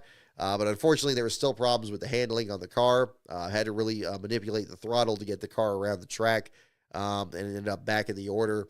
Although there were other drivers that were battling in the last place spot, we did see some mechanical issues for the number 42 of Tanner Reif, who pulled behind the wall with the hood up, an electrical issue that dropped him multiple laps down. Alex was losing laps on track during this period of the race there, along with Brad Smith. Clubb came in there checking his tires. At one point there, the team trying to make the most out of the tires they had. Unfortunately, while the tires were holding up, the car's handling was just a real problem. They didn't want to tear up any equipment and make it even more difficult weekend than it already had been. So about after 54 laps completed, he was about to come in for another stop, ended up making the hard left turn behind the wall and parking the car. Big thanks to Alex for speaking with me. A quote from his interview will be in the article. I was very thankful to speak with him. He's a driver that I know has followed the site for a while, and I've been meaning to catch up with him. I'd never done an Arca National Series race before. Again, Ben usually covers those series exclusively, but it was interesting to see. I mean, certainly the difference in speed was something I definitely expected from seeing some of the smaller teams in the sport. That was definitely still present. Seeing both Kevin Hingle for Wayne Peterson's team and Brad Smith for the former Hilton Motorsports effort, both driving cars that were Fords with Chevy engines under the hood, and they were well back in the order there. Got to meet both Colby Evans as well as DNF racers there from Twitter on the track there. That was really cool. So we got to hang out there in the garage area. I really enjoyed the back half of that garage and looking at what was going on with the 48 team and some of the other small programs. It looked very much like NASCAR from a different era from a lot of the small programs out there. And I like that there's when Alex's team showed up as late as it did, I like that every effort was made, not just by the team, but also by the sanctioning body to make sure that he started that race. And it was interesting to chronicle it. I hate that he ended up in last place. It would have been better. It would have been great if after all that adversity, they'd at least be able to be ahead of a couple of these guys out there. But unfortunately, that wasn't in the cards. But the good news is they have their car that's going to be for the Charlotte race coming up in one piece. Hopefully they learn something from this experience that they can apply to that. So that's kind of what they're looking at going forward there. So Alex Clubb, your last place finisher in the Arca race there, the Tide 150.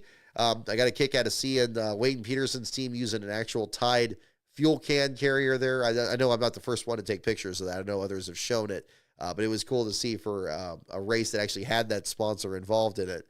On top of the fact that the team was running a throwback scheme itself, kind of inspired from Rusty Wallace's old Miller Genuine Draft car. So that was pretty cool. The Alex Clubb car was the only car that was out of the race. Brad Smith finished the race 12 laps down in the 23rd spot. Brayton Laster was another person I met, and very big thanks to him for putting the NASCAR logo on the rear deck lid. I know he did that in another race last year there, so that was really cool. I was kicking myself about not bringing any stickers with me. I'm glad he had that already on hand. And in fact, finished in the 22nd spot there, too. I believe a quote from him is also in the article, so you'll be able to see that later when it is posted as well. Kevin Hinkle in the 21st spot, and Ryan Roulette bringing out the bottom 5, driving for the Hillenburg team there at the same time. I talked to Zachary Tinkle at the same time, one of the other drivers for Hillenburg's team. He was very friendly, talking about how excited he's been, not just to be able to compete in the series, but also doing his podcast with Andy Hillenburg. I'm glad Andy's starting to open up a bit more. I know I mentioned on the show here a while back that, he didn't really want to be interviewed for the Field Fillers video because he just didn't enjoy his time in the NASCAR Cup Series compared to his ARCA career or his Indy 500 start, of course. But I'm glad that more of these stories are getting out there, and hopefully people are recognizing that stories like his are things that people are interested in. So hopefully that'll be the beginning of a continued trend both in and around the sport there for sure. So last year in the 22nd spot, pleasure to meet the pizza man himself. Would have loved to see the Kimmel team there too. Unfortunately, they had an incident where one of their cars came loose in the hauler and damaged both of them. So unfortunately, they both had to withdraw before the race, before even testing was completed on Friday. So that was unfortunate. But again, seeing the Hillenburg team out there, Wayne Peterson was there. Would have loved to talk to him too. He was very busy there getting the 06 ready, and them finishing in 21st spot. In fact, 3 laps ahead of even Laster as well. It was a great effort there too. So very interested in the ARCA series. Again, I know there's competition concerns about the depth of competition there, but I love seeing these small teams just out there just doing the very best they can. I know it's challenging, it's certainly trying to mandate minimum speed in some cases like that. But these guys, they're just getting the laps they need, and they're growing these programs as best they can and staying competitive. And when they've been squeezed out of every other sport, just let them go out there and just do the best they can. I mean, I would encourage that for anybody watching these races there too. So, again, maybe not the most competitive race up front, despite the reversal of fortune there suffered by Tanner Gray. But regardless, an interesting race to experience there. And I'm glad I got to see it with other people that were very passionate about sharing these stories too. I enjoyed putting the article together, although it did, of course, have the unfortunate ending of being a last place finish. I wanted to definitely feature all that team overcame, because they really went above and beyond. They even had a problem with the hauler on the way back to their shop. Again, hopefully it'll be something that maybe they'll be able to look back on and laugh in the future, but also recognize that, again, they really had, a fine effort there for the team to be able to get the best out of that possible. So that'll be definitely another thing to look at. Let's see here. Alrighty. Big thanks to those of you tuning in here for sure. I know that it's a little bit of a weird day here. I'm sure a lot of people are watching this on a tape delay here after the fact here, but we'll definitely cover everything from here. I think to wrap this up here, I'll show some pictures. If you guys have any questions or anything that I haven't covered from the race weekend, definitely let me know. I'm going to go into the second screen setting here, and I'd like to show some pictures for the weekend. If you guys are interested in that, we'll get that going. All right, I got my Neil Bonnet picture on here, and we'll drag over some shots here at the same time. Let me just let me get this reorganized a little bit, and we'll do that. I kind of like to show. I haven't shared every picture I have on here, but we'll get some interesting stuff here at the same time. So hang on here, folks. We'll get this in just a moment.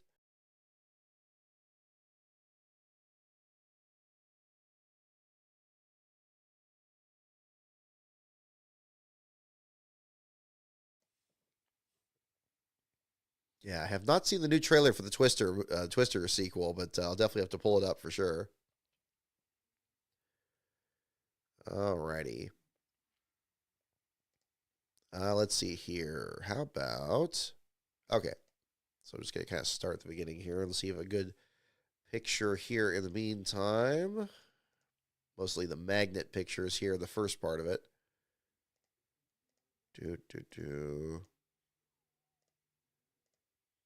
That's another one. I don't know, those of you who are into train history, we definitely checked out this at the display, the Union Pacific Challenger over in North Platte, just outside the switch yard. So that was pretty hip.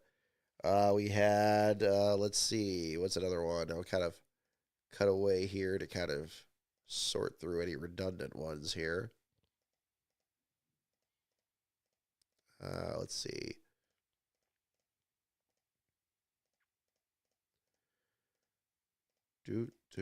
Let's see. How about this was really hip. I don't know any of you, those of you who visited North Platte. Here is the Golden Spike Tower. Again, this was also actually, come to think of it, this was a really windy day too on the outbound trip.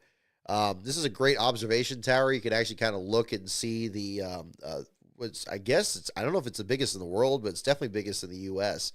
of this massive switch yard out there, and a lot of locomotives and everything that are staged there to go from one end of the country to the other. You know, I'm sure they've separated off the area so that everybody can still have it function properly. I'm sure the whole thing runs on a pretty narrow tolerances. But if you're a train enthusiast and you find yourself in the Midwest, this you could certainly do worse than visiting this here. It's a 90-foot tower, and you have a outdoor view on one level here where you can kind of hear the engines being like organized. And there's another one on up here where you can actually have like a sitting room and yeah, just watch the people at work on the yard. You can pretty much stay here all day, and it was great. They have like a cafe in this ground floor here. So Golden Spike Tower is what it's called. And if you haven't checked it out, and again, if you're into that kind of thing, I definitely recommend it. Let me get a good shot of where it is from up there. Yeah, here we go. Here's kind of a shot from the tower itself. And you can kind of see, kind of zoom it in here, all the engines kind of staged out here, and how far it goes back. I mean, it goes. I mean, there was an engine that was kind of way back over here, and you can see him kind of get pulled up at the same time. But I thought that was pretty interesting to see. What else we got? Let's see. It's kind of the display area. Okay, these are hotels. Okay, this is where we got to the Kansas track here. I thought this was an interesting picture of the garage area there. The difference between the Faction 46 hauler for Thad Moffitt and then this small white hauler right here is Jennifer Jo Cobbs.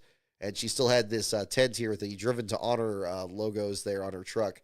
I think it's Jennifer herself standing there now that I think about it. So they had an interesting setup back there. I know there was an auction at that team recently. It seemed to give an indication that team wasn't going to be coming back, but of course, this being her home track, definitely made sure to compete. So it was good to see her back out there.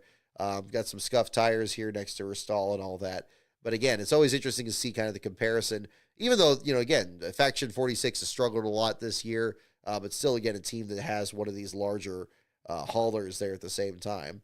Got a very interesting throwback scheme that they're going to run this week in the 1996 throwback, so we'll see how that looks. Here's a shot of the Aux Club car going through inspection. At the time, I didn't realize that they had just come in so late.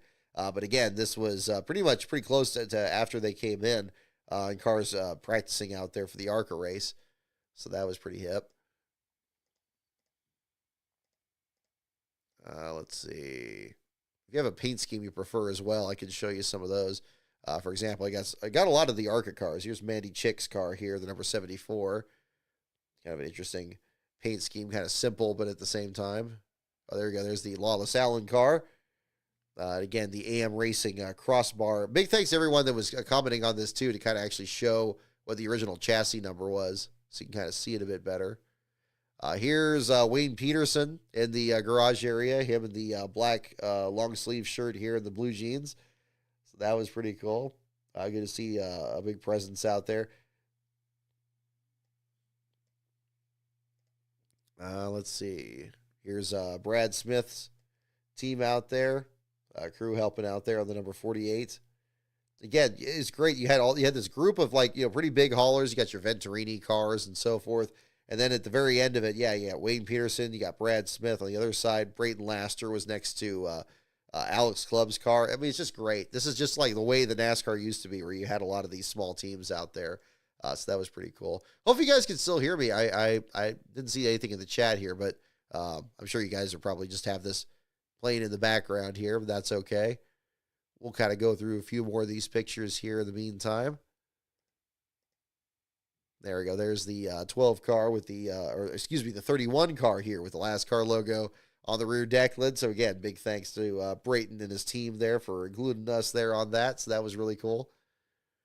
Let's see. Oh yes, and I want to. I posted one of these here earlier, but again, credit where credit's due here. Jamie Little came out and was talking with Brayton Laster there. Noticed the helmet on top of the car, and she was there again. Another person that was out there, kind of talking with somebody here for about 10 minutes or so. Yeah, she. I'm not a big fan of her play-by-play. But again, she's a fantastic in the garage, fantastic pit reporter. And I think this was well on display here when she was talking with Brayton there. And I didn't want to get in the way of that at all. I was anxious to talk to Brayton because I hadn't met him face to face.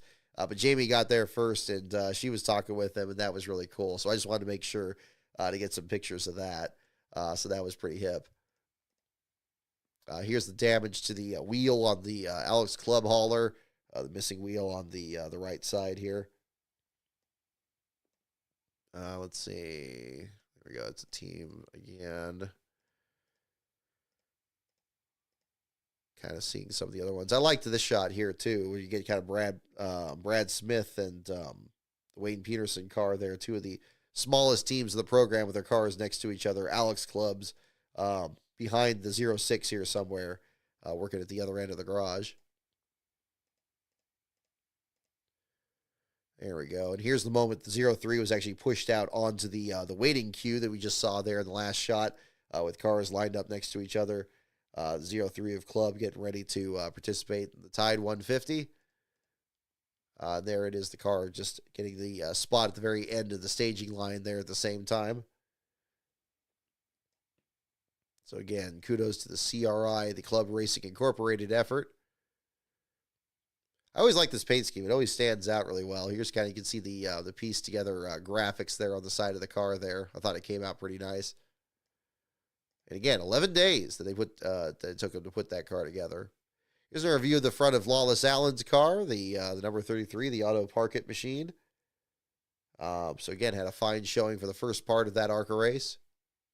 Here's Marco Andretti on pit road, number 17. We saw him finish towards the back of the field when he had that early accident in the Truck Series race at Phoenix last year. Another shot of the Tide fuel cart here for the Peterson team.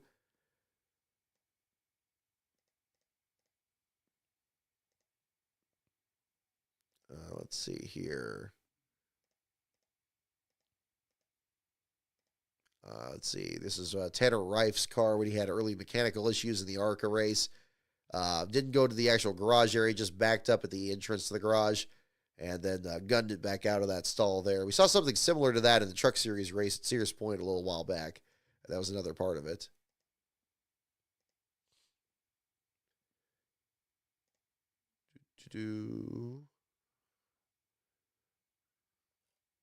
Alrighty.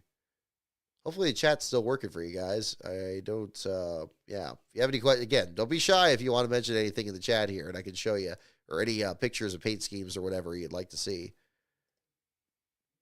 This, I believe, was the lengthy pit stop that kind of messed up Lawless Allen's day. He's kind of sitting in this stall for a while before he returned to the track there. So there's that.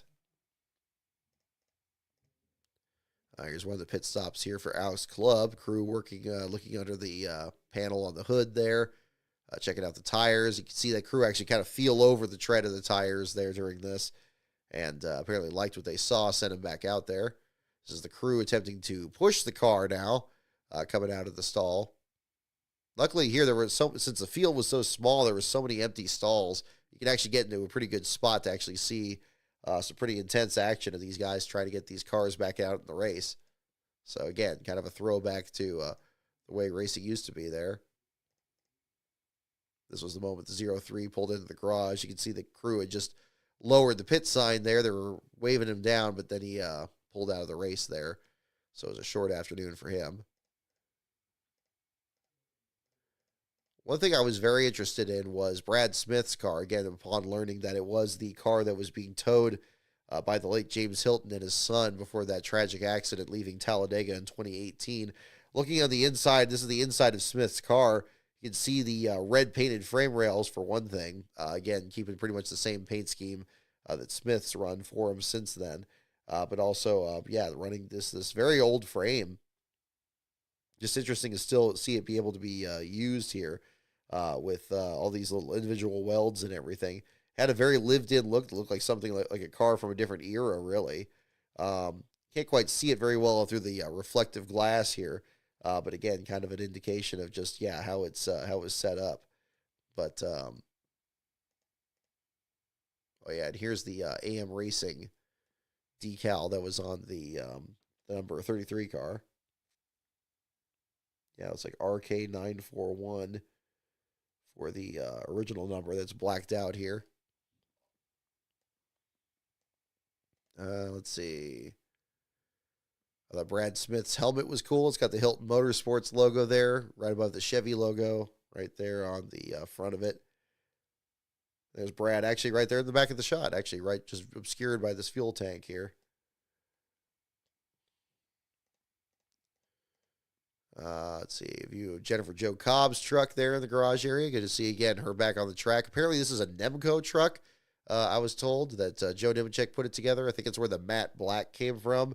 Kind of reminiscent of the number 8 and 87 that Nemechek and his family ran not too long ago.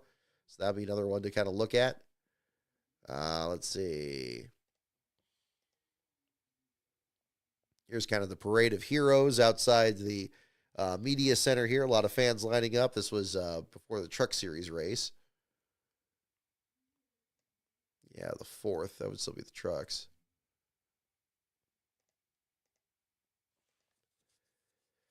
One thing I kind of want to say, I talk about merch a lot on the show here. The color bright orange is making a big comeback. I found like so many shirts that had either bright orange accents or were predominantly this color. Like I know Truex's usually think of it as red and black, but it looks much more orange in these shots here. And I thought it looked real nice. Like they're doing a good job with it. I still think that color needs to be in the Hall of Fame because it just adds something so much to these cars.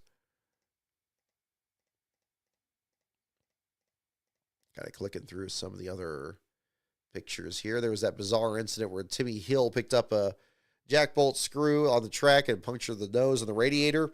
This is the truck after it was repaired. So there it is on pit road. I believe Mason Massey's next to him.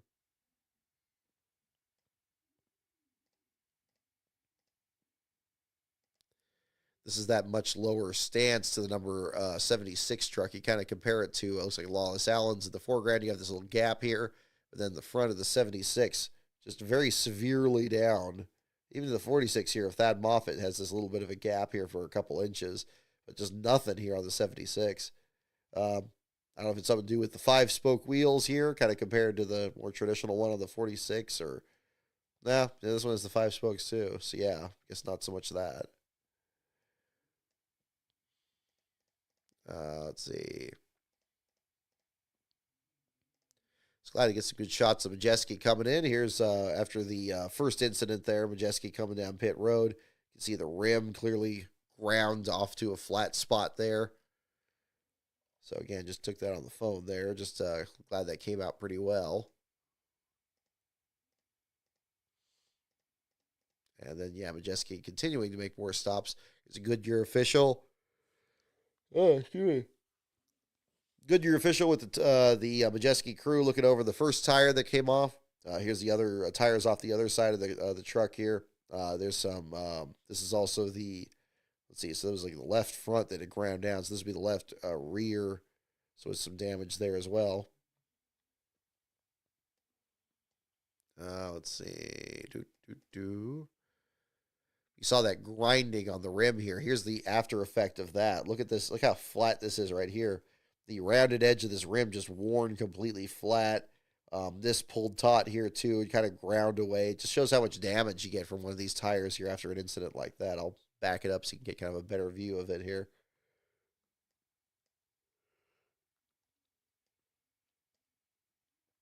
Let's see. Here's the second flat tire for Majeski. He came out at least like a second or third of one of these here. But this one here, you can see the shoulder is definitely flatter on that. There you go.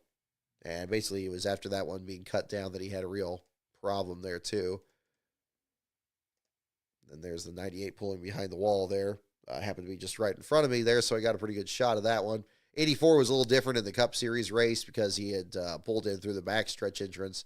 And then Alex Clubb in the Arca Series race had driven through an entrance further up pit road and worked his way around. Big thanks to, again, Majeski for speaking to me in this interview afterwards. Pretty much for the rest of the race, we just got shots of Majeski's truck coming down pit road after the race was over with the great fourth place run that he put out there.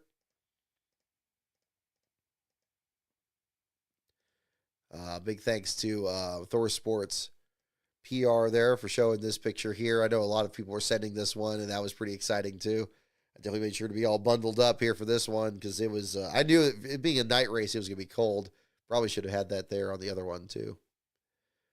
You may have already talked about this. I'm just seeing your comments here, Mark. Let's see. But where does Kansas in-person experience compare to the other treks you've been to? Very good question. Actually, Last Bro and myself were putting kind of a ranking together of best tracks that we've been to in terms of visiting it.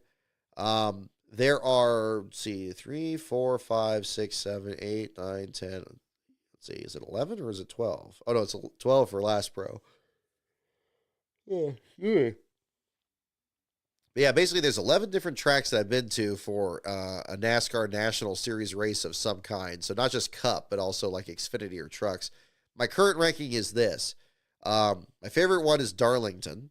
Second is Sears Point. Third is Vegas. Fourth is Watkins Glen. And fifth is Kansas. So Kansas definitely the top 5 of the tracks that I've seen before. I think the other ones, it's a very tough battle. I think Vegas is a little bit more accessible than Kansas. Kansas needs to have more, like another tunnel between the front stretch and the infield. That would be really handy. Like something kind of like Vegas does have. I guess it would end up being a pretty long tunnel because that gap is so wide. It's kind of closer to Texas. But I think Texas has a tunnel like that too. So that's a bit different. Watkins Glen obviously is kind of a cage match. Sears Point's the home track. I think Darlington just has like a lot of interesting history. So it's just great to see racing there. So, but then the rest of my rankings here after that first 5, Mosport, Fontana, Phoenix, Bristol, Texas, and the LA Coliseum. Those are kind of an order of ones that I've seen there before, so that would be another one. Got any pictures of Joey? I don't know if I did. I saw Legato leave pretty quick after the Cup Series race there. That's the other thing. When that photo finish happened, everybody left real quick. I mean, everybody pretty much except for Buescher and Larson. So it got down to being pretty much just the crews and myself, like pretty quick. I'll see if I have anything of Logano here for you there, Craig.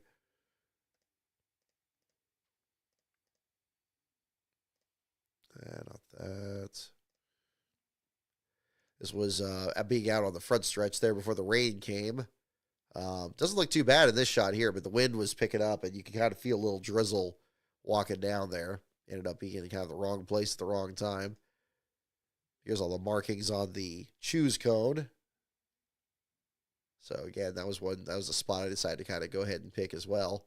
So I put the last car was here logo there with that. Most of that was still there. It was just a lot more faint because of course it's right in the middle of the groove. So you had that and then you had the rain on top of it. So that was just kind of how that worked out. We've been to Pocono or Richmond. That would be cool. I've not been to either of those. So yeah, this was me just shortly after coming back in the media center. Yep, and it was definitely pretty wet out there for sure. So, but the backpack held up well. It's the same backpack I used at the Fontana race last year when we had snow. So that was it. Here's a lot of the photographers hanging out in the media center during the rainstorm and just kind of waiting to go back out there. This is the cafeteria section before we go into the workroom. And so again, yeah, for those of you interested in the soda at the track there's that again, where you can see it's just 7-Up, Dr. Pepper, Diet Dr. Pepper, and water. I thought with Coke being a presenting sponsor that it would be a different deal. So yeah, here's my computer showed like rain stopping soon here. This was shortly before I think the F1 race started, and then it finally changed to like just rain off and on. So that was kind of a problem. This is the view from right behind the media center. To your left there is the back of Victory Lane. So what was great about this is that when a driver, when like Kyle Larson, for example, won the race, he'd actually come into a door right behind it. My seat was actually right behind where this door is. So he would walk right by. So that was pretty cool. I got a kick out of that. I liked this too. There were fuel pumps for the Cup Garage, and I think there was a mirrored version of this building on the other side. And it had the pumps, but it also converted it into a fan zone. So between the pumps, the fans could sit at these tables. There were also big screens to see the race from. I thought that was pretty clever. Excuse me. I know Michael Waltrip liked this picture. This is him leaving after he did the grid walk from in the garage area. Okay, here's the Keselowski pick. So I took 2 of these here. So again, here's the first pick I took. And so again, there's Buescher there, and there's Keselowski. I think that is Elijah he's talking to. I don't know who. I'm trying to remember who's Buescher is talking to. But yeah, that's Elijah there. I recognize him because he kind of had that Davey Allison look with the beard. I couldn't help but notice that. And then I took this picture, and then he kind of, Kez kind of meets eyes with me here from this, and that's where that conversation came from. So that was really cool. Again, I don't want to make too much of it there, but it was very unexpected. And again, I can't thank everybody enough for their nice comments on that too. It's nice to see work appreciated for sure. And I definitely wanted to express the same to him because, I mean, what they've done over on that team has been pretty incredible too. Hopefully the end of that losing streak is coming up pretty soon here for him. We'll find out. Let's see. This is adding Brad Keselowski's name to the magnet. So again, just an honorary spot there. He's not going to be in the drawing, but whoever wins it will have that name on there. Here's the media watching the Formula One race. So again, this is my seat kind of in the back corner, and then watching the Lando Norris victory there. So that was pretty cool. I don't know if I'm still wondering if I had any Logano pictures here. Okay, this is about the Cup race starting. So we got the back of the field here. There's Krause's Project Wyoming car. Pretty much by the time I got down to the grid there for it to start, I mean, the anthem had already happened and so forth, and the flyover was pretty cool. They brought those A10s over the track. It looked like they were going so slow they were going to stall, but obviously that wasn't the case there. Really good paint scheme. Haley's car really looked nice too. Kind of definitely reminiscent of the AOL scheme with kind of this logo here on the side. But it had a nice looking ride. Love the gold rims too. Austin Hill's car. Again, I like that paint scheme. Thought the orange looked pretty good. Bad Brad is doing a field filler for Throwback Weekend next season. That would be pretty cool. You never know. I did bring up in the clip that Elijah put on the Twitter feed, you can hear Brad. I was bringing up the field filler episode of Phoenix Racing because, of course, Brad was in that one. I decided not to talk about his last place statistics. I could have brought up Michigan or something like that from 2020, but decided to go with something different there. This is kind of a cool shot here. You got David Green on pit road as the track dryers are going up the track. Took a while there to get pit road fully ready. Let's see. It's the start of the race there, looks like. Yeah, field strung out. Early pit stops. This shot here I thought was pretty cool, where he had all the cars coming down pit road. Just how close nose to tail they are. I'll kind of zoom in so you can see that a little better. But yeah, the stack up is pretty big. This is just going at full pit stop speed. Nobody trying to let anybody get any kind of advantage at all.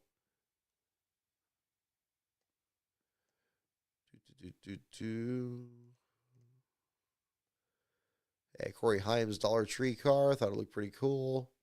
Got a good shot of that. Here's the sun breaking through off of turns 1 and 2. So again, not sure if I got shown to you the broadcast, but it was breaking up there. So that would be kind of a different one.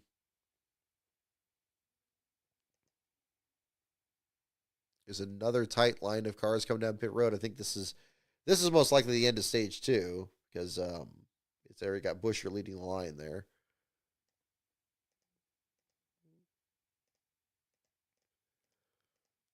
Let's see.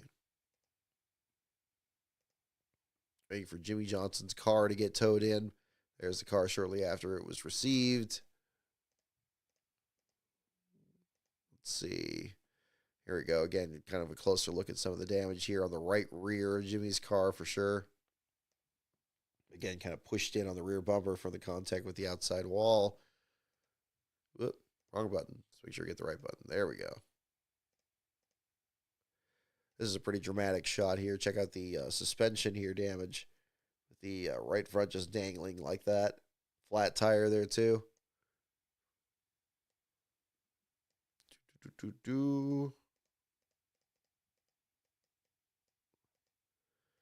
Got late race restart on there.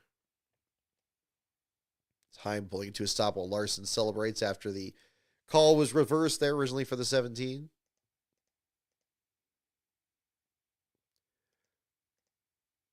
Let's see. It's all the damage to LaJoy's car after the incident there. Oop, come on. Gotta keep looking at the right one here.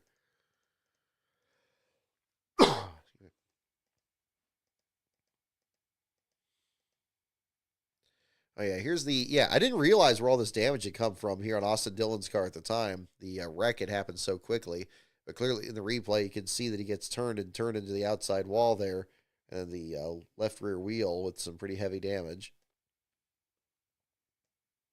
All right. Oh, here's how close I was to Larson on the way in. So here's that door. There's that picture of behind Victory Lane here again. So you got those barriers. This door flies open, and then Larson and his staff come in there afterwards. So there he is coming in after the win.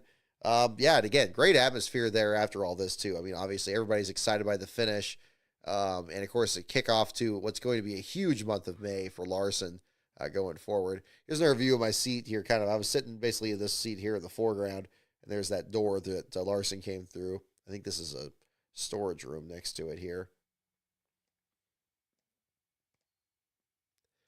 And yeah, I took some pictures at that most controversial finish line that looks all crooked. You can kind of see the spots of it there where a combination of this different pavement around the line and the paint's kind of weird. I should have done one more the critical spot there down on the apron, but I don't think any of these have that.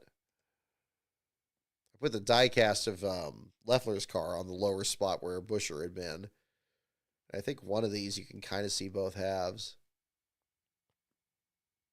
Yeah, even in this shot here, it looks, I'm doing it from an angle, but it looks like, this is kind of lined up a little different than this one.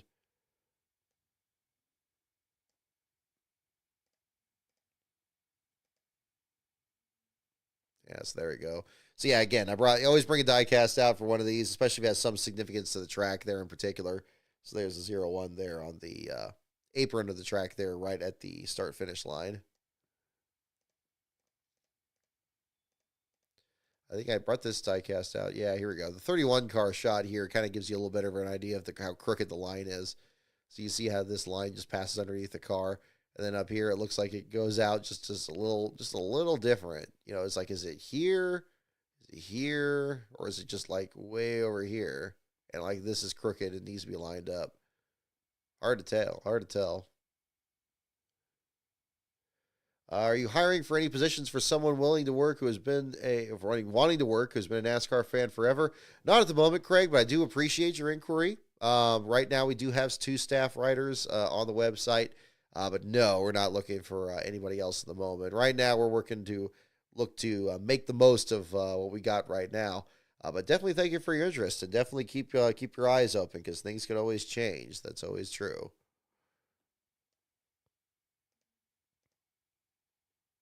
Yeah, I brought the Tide car also, the Tide car also because it's the Tide 150 for the Arca race.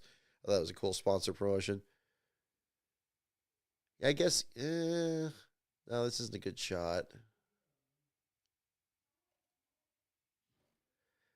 Yeah, here's kind of another shot of the line. It's a little confusing. This isn't the start-finish line. I believe this is here with the yellow coming up. I think. I'm trying to remember. I'm just analyzing all these lines, and then you have other lines on top of it, and then you got other scribbles and stuff. Yeah, a little hard to tell. That almost looks like my handwriting there. No, that is not. That is not. Alrighty. Let's see. Yes, here we go. There's kind of the late logo after the race. Yeah, a little bit worn out, just a little bit.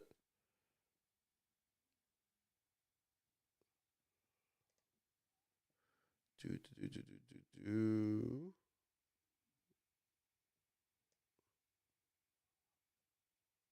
Where is it? Where is it? Where is it? I shouldn't have closed it. Oh, there it is. Okay. Bam.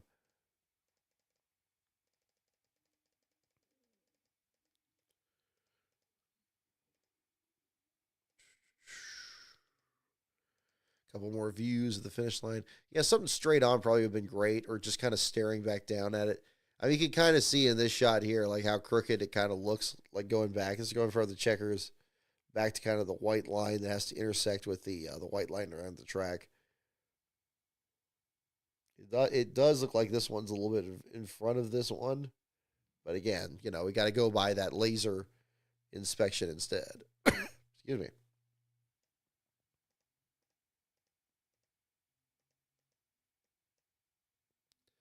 And then I think a lot of these are just the trip home.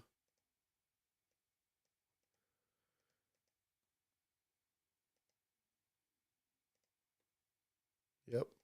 Gotta get the Hunt Brothers Pizza, so there you go. There's the station we stopped at.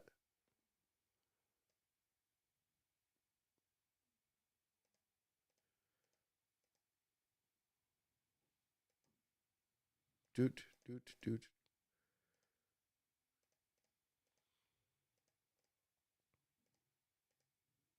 Yeah, so many great cars here at the American Museum of Speeds. There's some shots of these. It looks like I don't have any pictures of Logano there, Craig. I do apologize.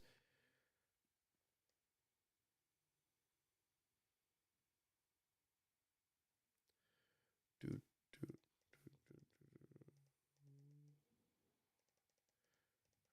let's see. Super special.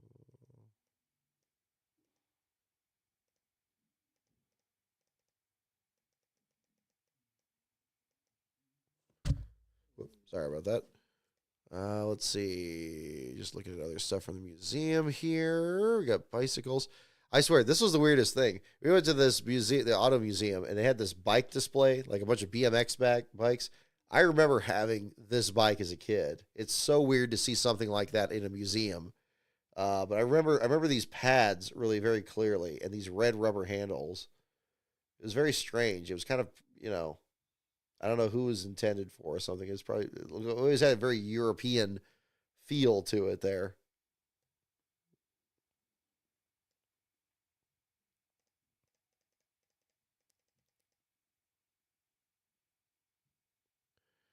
Let's see. I really like this painting here, the 1992 Indy 500 finish. It's like, yeah, how much you want it? Like, how close can you get it? I mean, poor. You talk about a photo finish where the second place finisher has just never lived it down, and that would be definitely Scott Goodyear. So, um, as I will tell if it's going to be the case there for Busher. It's not like he hasn't won before. It's not like he hasn't even won close decisions before. But you know, sometimes you win by that knife, you die by it.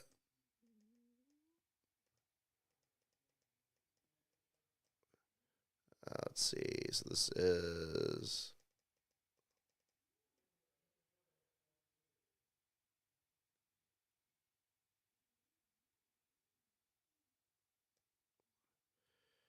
alrighty. Oh, this was cool. I like that they had this display of these old championship cars. This is at the American Museum of Speed on the third floor. They had this Bill Rexford car, the I believe the 1950 NASCAR Winston Cup champion. So not the first, but not quite the age of much larger names, I suppose. You know, we got other people starting teams like the Allisons and so forth. Let's see. That's Doot, doot, doot, doot.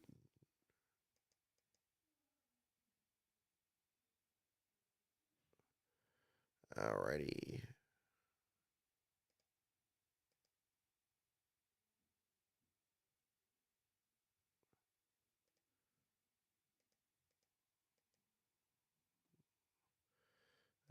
Let's see. I think these are. Oh yeah, these are okay. Some of these are from Last Bro, and some of these are actual screen caps. I think those still be interesting. Hope you guys enjoyed the Merci train pictures. These are the actual little rail cars from the late 1800s to early 1900s that the French were just gonna probably recycle or just whatever else. But they're like, nah, let's make them. So them actually presenting these to all 48 states, including Hawaii by way, what was it? Hawaii had its own, and then Washington, D.C. shared its with somebody. And then Alaska didn't get one of these, but these were cars that were given to the United States after the liberation of France. So you see recognition of the valor for that act, of course.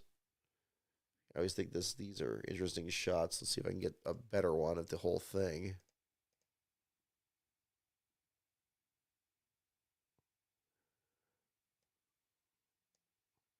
Yes, there we go. There's kind of a cool view. This was in Cheyenne, so we happened to find a display on this in North Platte on the way out. It says, oh, here's a website that tells you more about these special 48 cars that were given to the 48 continental states there at the same time.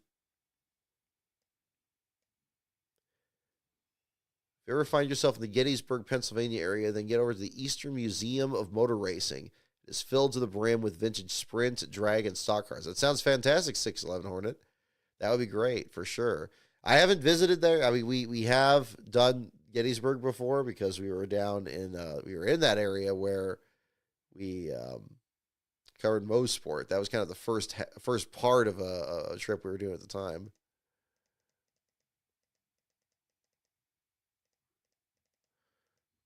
Here's kind of a picture of the big boy engine that's on display, kind of ready here in the meantime. Apparently, the one functioning big boy is going to be traveling out our direction in July, so we're looking forward to that. That'll be pretty cool.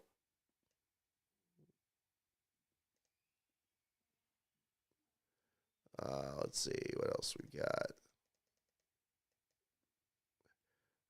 No, not there.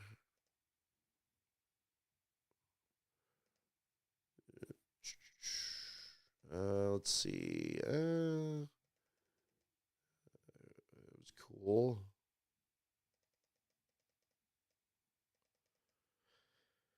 This is pretty cool. On the third floor of the Wyoming Railway Museum in Cheyenne, there's a massive model set that this gentleman built in 30 years. He started when he was 50, and he finished it when he was 80, and he lived to be a couple of years to enjoy it. And there's all these just beautiful models, a lot of them scratch-built versions of real-life places in his hometown. And then, yeah, I get to, put something together for everyone to enjoy. There you go. I liked this when you have like a little water tower with these little bills. It's like just pieces of newspaper. It's kind of interesting to see how all this plays out. Let's see. Oh, I'm sorry. Let me flick through these here on the big screen. Let me flick through it over here. Let's see. Number is this? The model house.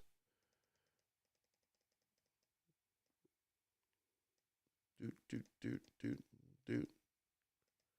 Yeah, I think that's about it. So yeah, I mean, pretty. it's still kind of washing over for me from everything that happened this weekend. I think it was a pretty wild weekend, for sure. Just kind of jump back into this here.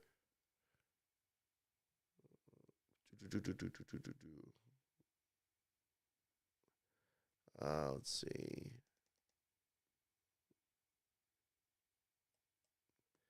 And there we go. Well, let me tell you what, man. I just started feeling a little bit tired here. I do apologize. It's been a tremendous weekend. I hope I've conveyed that well. on the show here. Like I say, we're not going to do trivia tonight. It's already been a longer show here tonight. Wow. Oh, I can see why. It's already about 2.5 hours. My goodness. Okay. Well, we're regrouping back here at NASCAR headquarters here, but it was a fantastic trip. I really enjoyed myself. I know Laspro enjoyed himself too. I hope you enjoyed following along, both seeing the magnet here and where it went, the interviews with everybody out there. Yeah, I think it was interesting to see about what was going on. Oh, Michael Jensen, seeing your comment there. No, I didn't hear anything about McDowell leaving or Race Hub ending. The thing about Junior going to TNT, I thought that, or Junior, Junior going to TNT. I thought that was stirred around a bit earlier, but not among company there. I didn't talk to as many of the other media folks in there outside of that, but yeah, that'll be. I'll definitely be interested to hear what other stories are coming up here in a little bit for sure. Yeah, that was kind of that's kind of what I'm looking at. Let's see, where was this? Okay, no, I already showed that. Just got double checking what I have here. Yeah, it's stuff from the museum. So yeah, I think that's pretty much it there for sure. So yeah, again, great weekend, great track, great fans. Media was cool. It was very, it was pretty easy to navigate. Again, as long as you need, I mean, there were trams there and stuff, but I mean, they could use some more of those. I know that the rain delay kind of messed up the tram schedule a little bit, so it was a little hard to get out of the speedway if you're trying to get into the infield, and that was kind of one issue with there. But yeah, happy to have another one on the list that we can consider in the rankings there and really enjoy. And yeah, I'd love to go out there and do it again. And I really am happy to have met a lot of people that are very passionate about last place action out there and be able to do that a lot more. So, yep, as you mentioned there, Mark, yeah, we're just about 1 month to Sears Point. We'll do it again. We got another magnet set up here. So stay tuned on my Twitter account at LastCronBrock. I know I'm not going to do the drawing today. I'm going to kind of rest up and regroup because I got to go back to the 9 to 5 tomorrow. So we're going to hit that fresh and then see how that goes. Yeah, we'll do the magnet giveaway. I got a couple other goodies to throw in there with that as well. But this one will have special significance there. So we'll definitely make sure that's ready. So stay tuned to my Twitter feed at LastCarOnBrock. If you're interested in joining any level of my Patreon and getting your name on future magnets, including the one that will be for the race at Sears Point next month, check out patreon.com/LastCarOnBrock. And of course, the website itself is lastcar.info. Our next show is going to be this Sunday, which will cover up the action over at Throwback Weekend at Darlington. We saw a whole other group of throwback schemes being revealed these last couple of days in all three series, some of which I am extremely excited about. But we'll do what we'll probably do for our show next Sunday. We'll do what we did last time. We'll do the side-by-side screen, kind of evaluate some of the best throwbacks and kind of talk about those at length a bit. I know that's something that everyone's doing, but we'll throw our own hat into the rig on that as well. We'll talk about the last place action in the Xfinity Series, the Truck Series, and the Cup Series action there. And yeah, we'll go from there. That'll be about 15 minutes after the checkered flag for the Goodyear 400 on Sunday. So in the meantime, thank you so much, everyone, for tuning in. Stay safe out there, and we will see you all next Sunday. Have a great evening, folks, and thank you so much, everyone, for your support of this adventure we had this last week. It's one I will absolutely not forget. So thank you again.